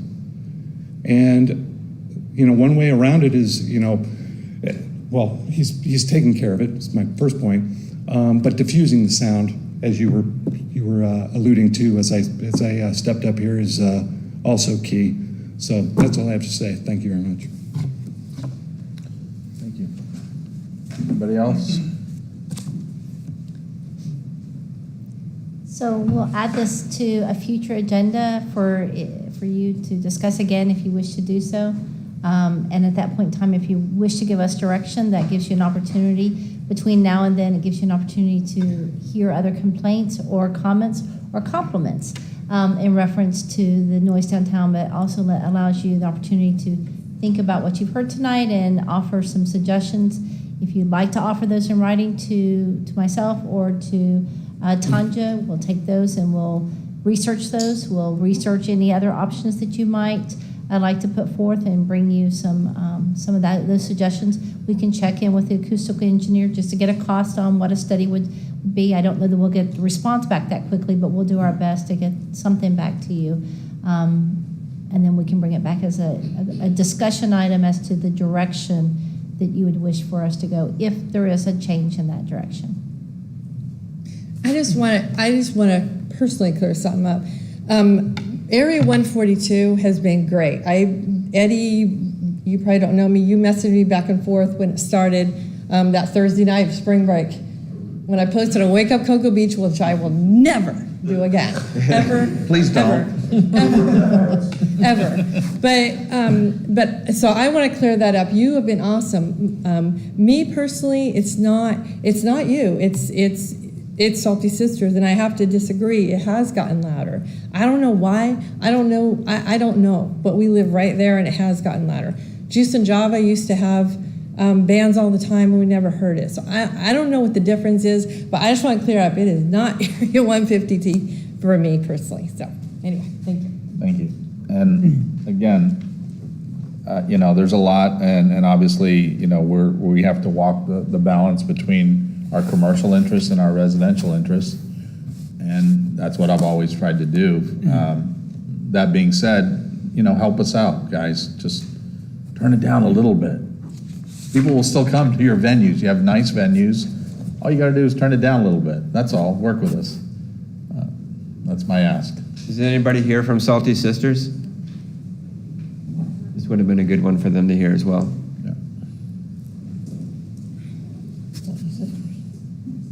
Hello. Angela Johnson, 2 Minuteman Causeway is my address. General Manager, Coconuts on the Beach. I've heard Coconuts about 20 times tonight, which I'm very proud of. We are very proud of our years and years of, being like the forefront of downtown. And we love to see all these businesses come in. What we want to do is get along. We all were at that meeting. When was that? At the police office. That was the best meeting I think I've ever been to. I think that meeting was much more received than this one. I feel like there's a lot more negative in this meeting than there was at that meeting. And I feel like we've all learned from that. I walk to my car every afternoon, evening, 7 o'clock, from Coconuts. I pass the dunes, Area 142, Hunker Down, Cat 5, Tropics, to go to the parking garage. In the last month, I've walked and I've smiled, okay? I will say at the beginning of January, February, it got a little hairy because it was advertising who could be the loudest because everybody wanted everybody to know they were there. So we get that because the speaker was outside of the dunes, Area 142 was new. but that's all kind of died down now. And I don't see anything being a problem anymore. When was this meeting planned? When was the agenda for this meeting planned? Because I feel like we're like kind of missed the boat on it. I don't think that the same issues are happening now. I just truly don't. It's been discussed for more than 30 days. Okay, so but it's been an item that's been among each of the commissioners' concern. Okay, but I really feel like after that meeting that we had with the police officers, we learned from that. And we gathered together in a small room. It was all the downtown businesses. And we listened to what they said. And we respected what they said, just as we respect what you say. But going on and on about all of these fancy, expensive equipment and all this, I really don't think that's needed. I don't know if you're going to be able to play at Coconuts anymore if we enforce all of these ordinances. I really don't. So altogether, I really think that the worst is behind us. At least I can speak for our little downtown area at Minuteman. I can't say anything for North Cocoa Beach or Salty Sisters, but in our little area, we're getting along, we're turning it down, and that's all I have to say about that. Okay, thank you. The meeting with the police department, if I'm correct, March 14th, I believe was it March 14th was the meeting. So again, 30 days ago, just a little over 30 days ago. And I do believe it was a very effective meeting. I heard a lot of positive response from not just the police department, but even several of the businesses. And it's something that from a community perspective, we should do often with all of our businesses, the same as we do town hall meetings for our residents. So again, having an opportunity for everyone to speak is important. Thank you. So I think we're going to have a further agenda item to formalize some of these thoughts and get with you on it? Yes. All right. Item F2. Okay, item 2, discuss parking fees, procedures, location, and hours of enforcement. Representative, City Commission, recommendation, discuss. Move to discuss. Second. All in favor? Aye. Aye. If it's okay with the commission, I'd like to ask Tanja to come up, Tanja McCoy, and Patricia Draycott.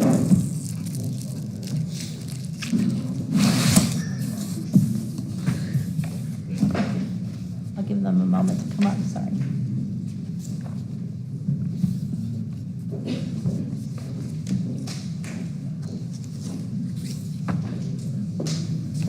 So I think that the first opportunity will be Patricia on the fees, and then Tanja on any of the code or any of the other items that are part of this that might be brought up. So again, I just wanted both available. So Patricia, I'd like to just go over some of the opportunities. Again, this is just holistic, nothing you have to accept this evening. You have a map before you that we can discuss as you need to. Or if you have questions on it. Walker's also here, Walker Dawson, who went out and spent some time on the map so that we could define the areas.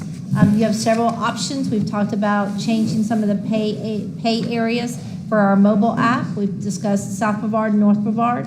Also, extending the hours, right, from rather than just 7 to 7, looking at 7 a.m. to 12 a.m. or thereabouts, some time frame in between. And then possibly looking at our citation costs. In your packets, you have some general information, and I'll let Patricia go through that. And then if you have questions, please feel free. Patricia? Okay, so this first slide just gives you kind of a look at what some of the other cities are around us are charging for citations. Sorry, it's actually all of it, for hourly, daily, and citations, and the permits. So what's put together here is just to kind of give you an overview and do some comparatives with other cities that also have robust parking programs. On the hourly rate, we're one of the higher. On the daily rate, we're pretty much in the ballpark. Not all of the cities have the daily rate, but of those that do, we're kind of all in about the same. On the citations, They kind of range. When we put down $38 on that, it actually represents $35 for the citation, and then $3 that goes to the company that does our software program where you can make the payment and tracks all the citations. So that's the fee and the cost to the city. It's a pass-through. And the other cities, it looks like it just ranges from 25 to 50. I know there was some discussion about looking at raising ours to 50. That would be similar to what Melbourne Beach does. Permits, we're one of the few cities that actually does the annual permit. It looks like India Atlantic, of the ones we compared to, is the only one that does that.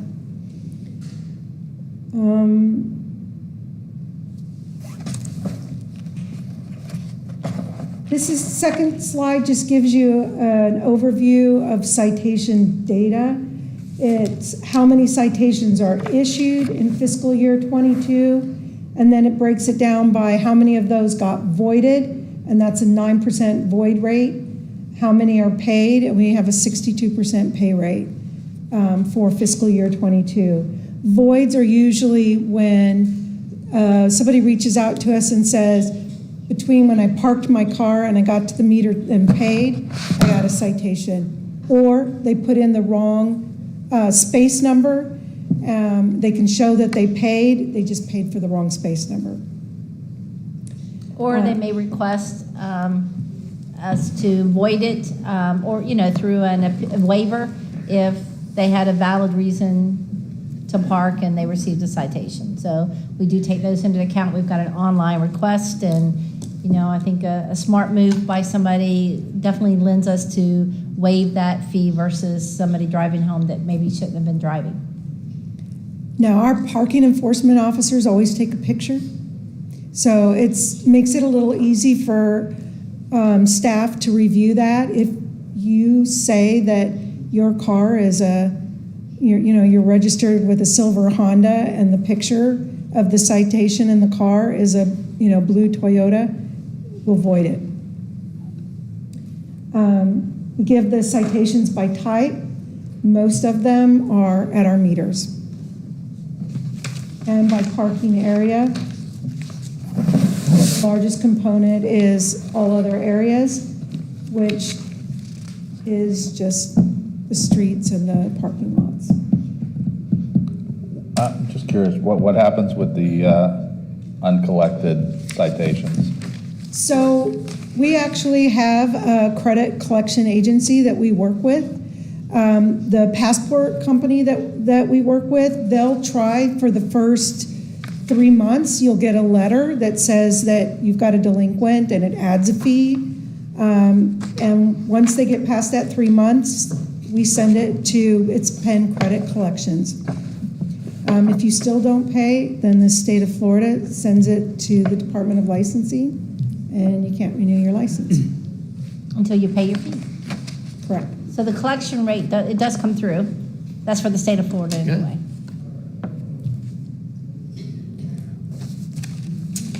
So this just gives you a look at sort of the trends by month of when we collect our parking revenue.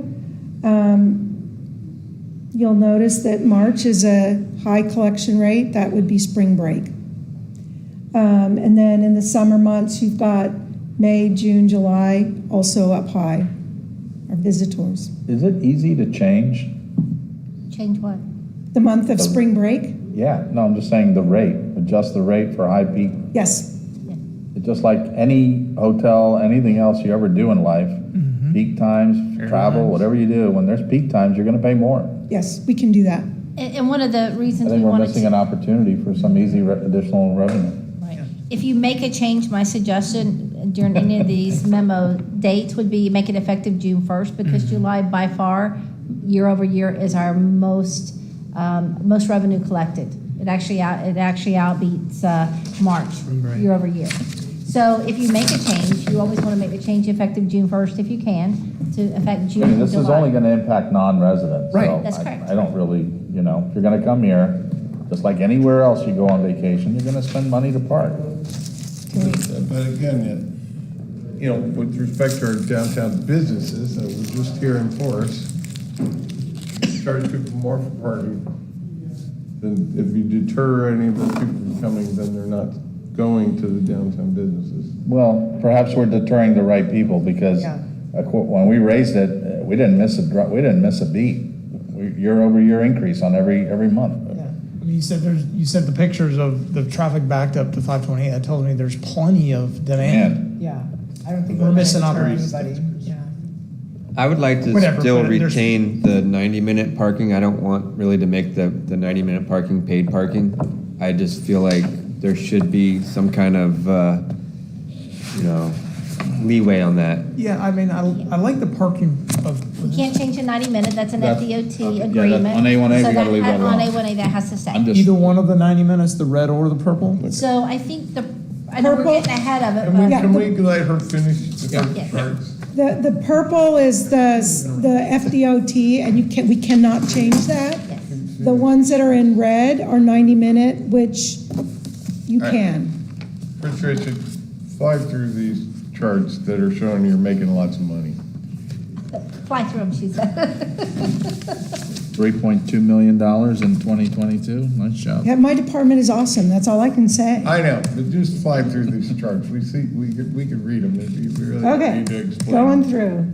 There So we go. here we go. This is just a rough estimate based on experience with parking and the parking program to give you at least some idea or estimate of what could potentially be the revenue streams from making that change on the 90-minute parking.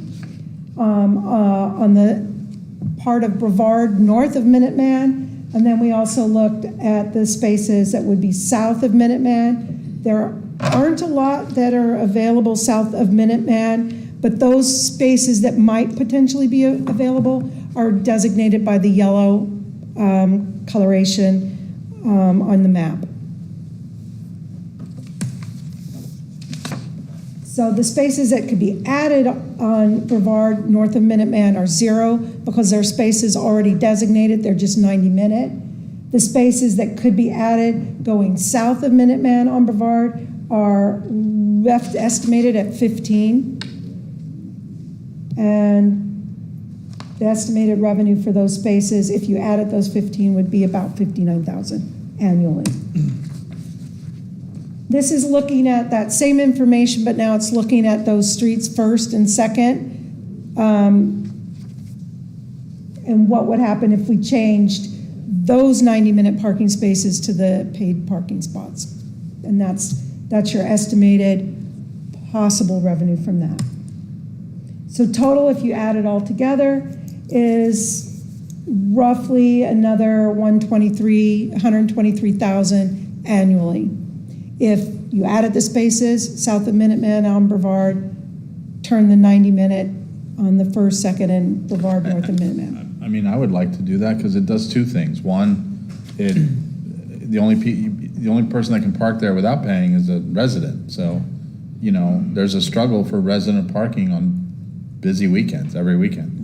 And B, With the sticker, you don't get to park there. I would like to be able to park there with the sticker. That's my We point. can change whatever it is you like That's on gonna Brevard. change that estimate. That's fine. Mine was more twofold. The reason I wanted to bring this up was twofold. One, to eliminate the free visitor that comes here with their cooler that brings nothing to the table except trouble. Because they park at Brevard, you see them walking every weekend, dragging their cooler. They stumble back and get in their car, and our police chief, or interim chief, gets to deal with it. But then it also creates a challenge for residents trying to find a spot. So to me, it's not so much about the revenue; it's more about two things. If it was a 90-minute parking though, then you wouldn't have the people coming in, staying all day. And if they did, I would suggest raising the fines to $50. And I think there's a thing up there that says we make $100,000 a year just off of raising the fines to. I think what the mayor's saying is for for visitors that aren't residents with parking stickers, the 90-minute spots, they're gonna have to pay the going rate for the spot. But if you're, got a sticker and you're a resident, or you paid an out-of-town sticker fee, you wanna come to the downtown, you can park in a, what currently is a 90-minute spot, as long as you want, for free. Well, that would be nice. That's what the mayor I mean, said. I'm just one, there's 5 of us, so you talking guys about jump What in. is the enforcement challenge with the 90-minute? Is that, Thank you. Traffic enforcement is the. I mean, did they have a challenge with knowing if someone's been there 90 minutes or they're actually there? Yeah, they longer? have to go take a picture of them and log the Yeah, so time. they've got that time long. That's just like any other enforcement side. Right, So, but they yeah, may have like been this- there an hour when they got their picture. Understand that. But I mean, it is enforceable, but now we've And gained. we some- are currently enforcing the 90-minute limit. That's why you see guys walking around instead of driving their trucks in the downtown. And the 90-minute would not necessarily, would not change on the FDOT side, which is South Orlando or North Atlantic, but you can change it on the Brevard and some of these other areas that are marked for you. That's the area that you can change. We can't charge it, but we could potentially enable a sticker to park there. I would like to at least keep the 90-minute on Minuteman. What was the answer to that question? So we can't change anything on the FDOT roads. Right. So The not 90 even the 90-minute, we can't change that to sticker. That's set up. I mean, obviously a sticker person could park there, but it's still 90 minutes by FDOT. That is what I've been told. But the changes could be affected to Brevard, North Brevard or South Brevard in the 90-minute zones. How many spots are on Minuteman? Walker, do you recall how many spots are on Minuteman? I don't think I counted up the spots. Maybe 12? 4, 8, 10, More than that. 15. Yeah, maybe 15 right there in that one area. No, I didn't count the other side, so probably 20. 20 spaces, give or take. Because, I mean, I'd rather punish the people that are doing something wrong for sure by raising the rates, and we get the payment there. But at least if we had Minuteman and A1A with the 90 minutes, it gives some people that I could run in and check out this shop real quick, or or I could just run in and see, oh, what's going on here? Okay, I could pull out and go find a spot. Like, not everybody wants to just pay $5 to go run and check something, and then that's my only thought with that. But the rest, all the back roads and all that, I don't care about that. I just right by the businesses. What I really care, in my opinion, is. I think that's fair. That's actually That's a a fair really good point. point. Yeah. So Minuteman on the other, at Brevard, and then we could charge for those. It would just be Yeah. Brevard going to. Brevard and those side streets for a Just second. leave Minuteman and all the FDOT, but all the rest charge, and then let's raise our fines so that the people that are doing wrong are paying for it. What about the Minuteman spots that are west of Brevard? That's what I'm. In front of the West. vet's office? No, in front Yeah, of. the ones, Whatever's in front of a business, I say leave it 90 minutes so they can go check it out real quick and then figure out if they want to stay. but those Yeah, but businesses, the ones on There's about 12. Brevard Avenue in front of Bailiwick are in front of businesses too. Yeah, but that logic doesn't make sense. They're not even marked. They're not even marked here. But they do actually. have that Yeah, they're parking red. lot in front of it, Right. so, yeah. It's mostly the cooler brigade that parks That's the there. cooler. Yeah. Yeah, okay. I'm just saying those spots that are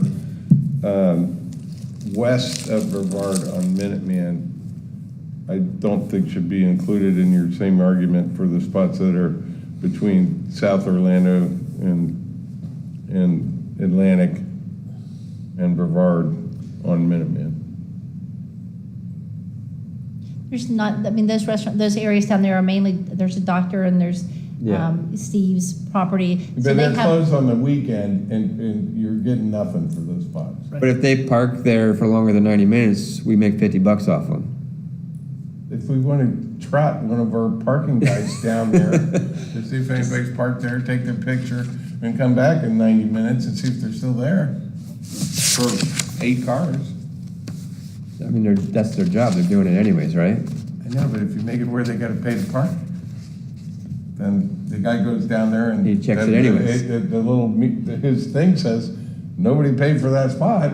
He pushes a button, it prints out, he gets their tag number, puts it in. I'm not as concerned about that. So if you're bent on that, that's fine with me. I just between in front of. Personally, I like that spot because, you know, I could go down there and park. I got my sticker, but it doesn't matter. But it's a, 90-minute spot and it's. I just don't want to hurt those businesses real quick for people who want to check them out. All right. If you want to go. Let's let Patricia finish. Let's see what Tanya's got to tell us. Well, one other thing for consideration is changing the hours of enforcement. Right now, we enforce between 7 a.m. and 7 p.m. And the recommendation is to extend that, to increase the hours to later, 11, 12 p.m. I think we should do it to sunset. Is extending the hours like offset by Changes every paying? day. Well, by paying the people to be there. I think it's because originally when it was set up, it was an issue of having Beach parking. the parking enforcement officers available to enforce. So, and that may still be yet an issue for Interim Chief Mullins, but the thought process behind that is we cut off just at the dinner hour. And I think that was by design. I mean, when we talked about it, it was to, after 7, no one's really going to the beach. It's more people that want to come to downtown and go have dinner somewhere. And we didn't want to discourage people from doing that. In the summer, it gets dark around 9, so that's maybe a summer rate and a winter, or I mean winter time and a summertime as well. And just because we put the time to later doesn't necessarily mean we have to have a person monitoring it. Strike that. But Again, we extended it to midnight mainly because of the activity in the downtown and what revenue are we missing out on with, again, to the advantage of all the downtown clubs. If they're coming into the clubs, are they parking and not paying? So why not collect for that? Again, I don't know that it has to be till midnight. It can be, yes, to 9 or 10. You don't have to change it. It's just, again, when they pull into the garage, especially after 7, and they're there for maybe not a dinner, and they're walking around, then if they're not paying, then they're parking in the garage, in which. For free. Right. Yes, yeah. So that's the only reason we propose that as an option. I'm not opposed to it. I'm indifferent. I mean, I could go either way, whatever you guys want to do. I can go either way. I want to go through whenever Tanya's done, I'd like to go through this bullet list. Yeah. Tanya's just there for answer any questions on code or any of those things. I would just wanted everyone up there. I think I'm good. But Dawn, you can stay there, because we'll have more questions. On the bullet list, has everybody got this page? Mm-hmm. This page? It's your memo, Pete. The memo, Yeah. The digital memo. Yep. Everybody got this page?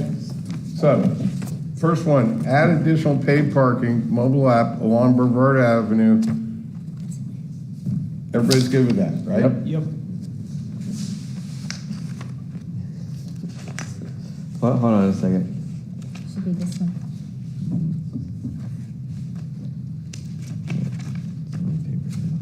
You can have mine.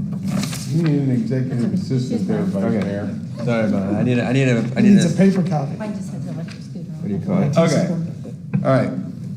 Adding additional paid parking mobile app along Brevard Avenue. Bullet number 1, Brevard Avenue. Yes. Everybody good with that? I'm okay with that. Okay. Bullet number 2, add new spaces on Brevard 15, South Brevard. South Brevard. We're good with that? Yes. I'm okay with that. Okay. Next one, that just tells you what the revenue would be. Then adding additional paid parking on 1st and 2nd Street North. Everybody good with that? I'm okay with that. Yep. Yep. All right. And fortunately, on this list, Vice Mayor, it doesn't have anything about adding additional parking on Minuteman Causeway.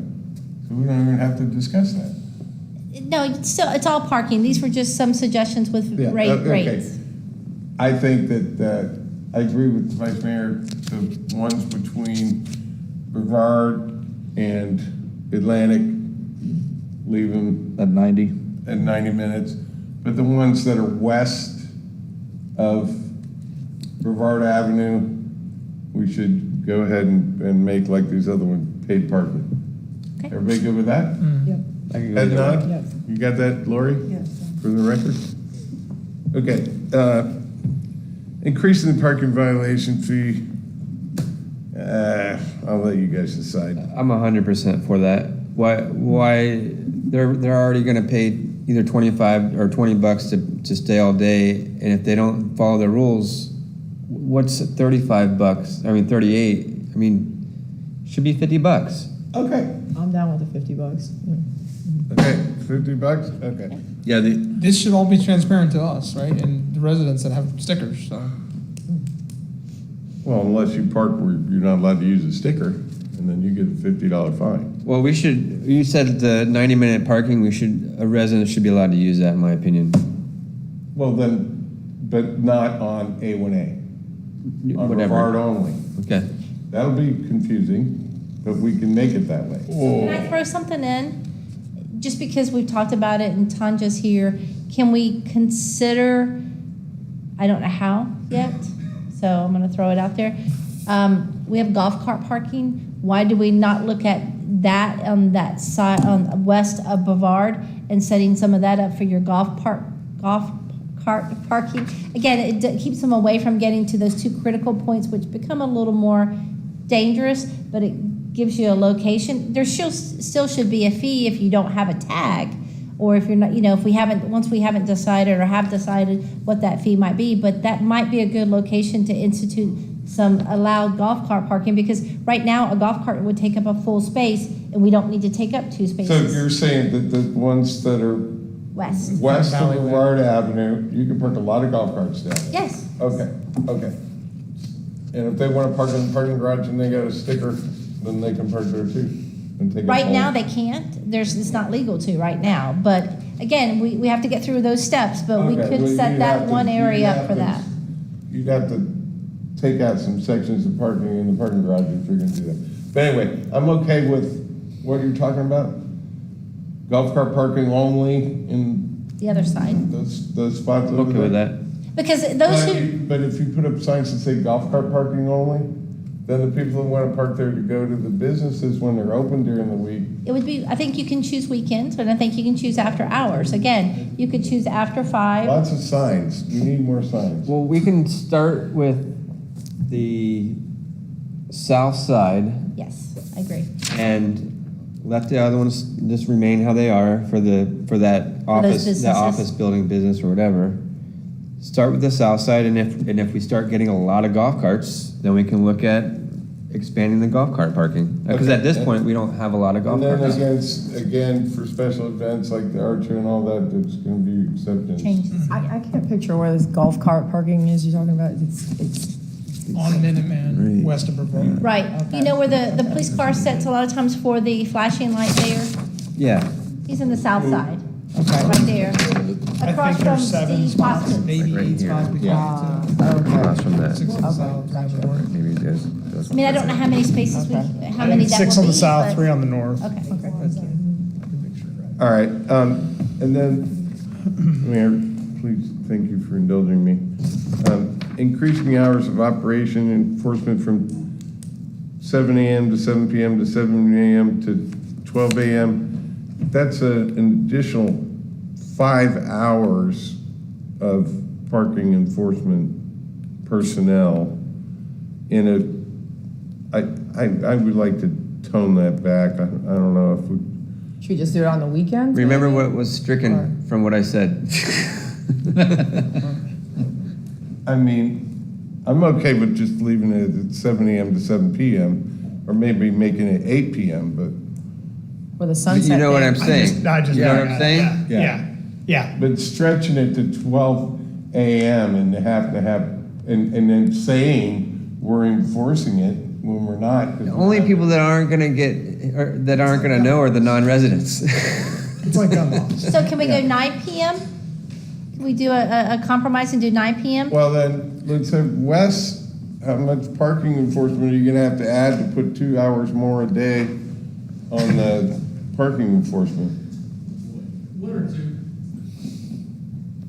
I mean, I don't think it's necessarily, Is there a cost benefit analysis? I think it's more people are gonna comply or they're not, Yeah.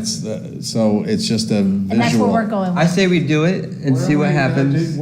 Because this is gonna be a resolution, correct? I think, did we approve it by resolution before? Yeah. Okay, then The resolution. yes. resolution. So let's propose the 9 PM. And then if we want to change it to midnight, we can with one more resolution and one more reading. Or we can just do it on the weekends too. I don't know, I'm good with 9. 9. And we'll include the analysis as part of the budget. Again, we only have the traffic enforcement at 24 hours. We'll look and see. Knowing if our there'd be- staffing limitations. Yeah, wink, wink. we'll look at that, but. Let's just go, let's ask what's brought back to us to say 7 a.m. to 9 p.m. Sure. The signs down there in those lots down by Pine Mountain Point already say 8 p.m. Okay. We'll look at the signage. Bob's here, so. Okay. All right. So that'll be a resolution in May sometime that you'll approve effective June 1. Are you fine with the June 1 effective date? It's easier on revenue if we start Yeah. at the beginning of the month. make that So- money. And this will be for the second meeting in May. First or second, probably second, because today was, Can't be the first meeting in May. well, today was Because our, all agenda items for that first meeting in May have to be in by 9 o'clock on Tuesday, the week before, and it's almost 9 o'clock at night, so we're way off your limit. so they are in on Tuesday for us, our staff at 2 p.m. No, but you yes. sent us memos. I know. You didn't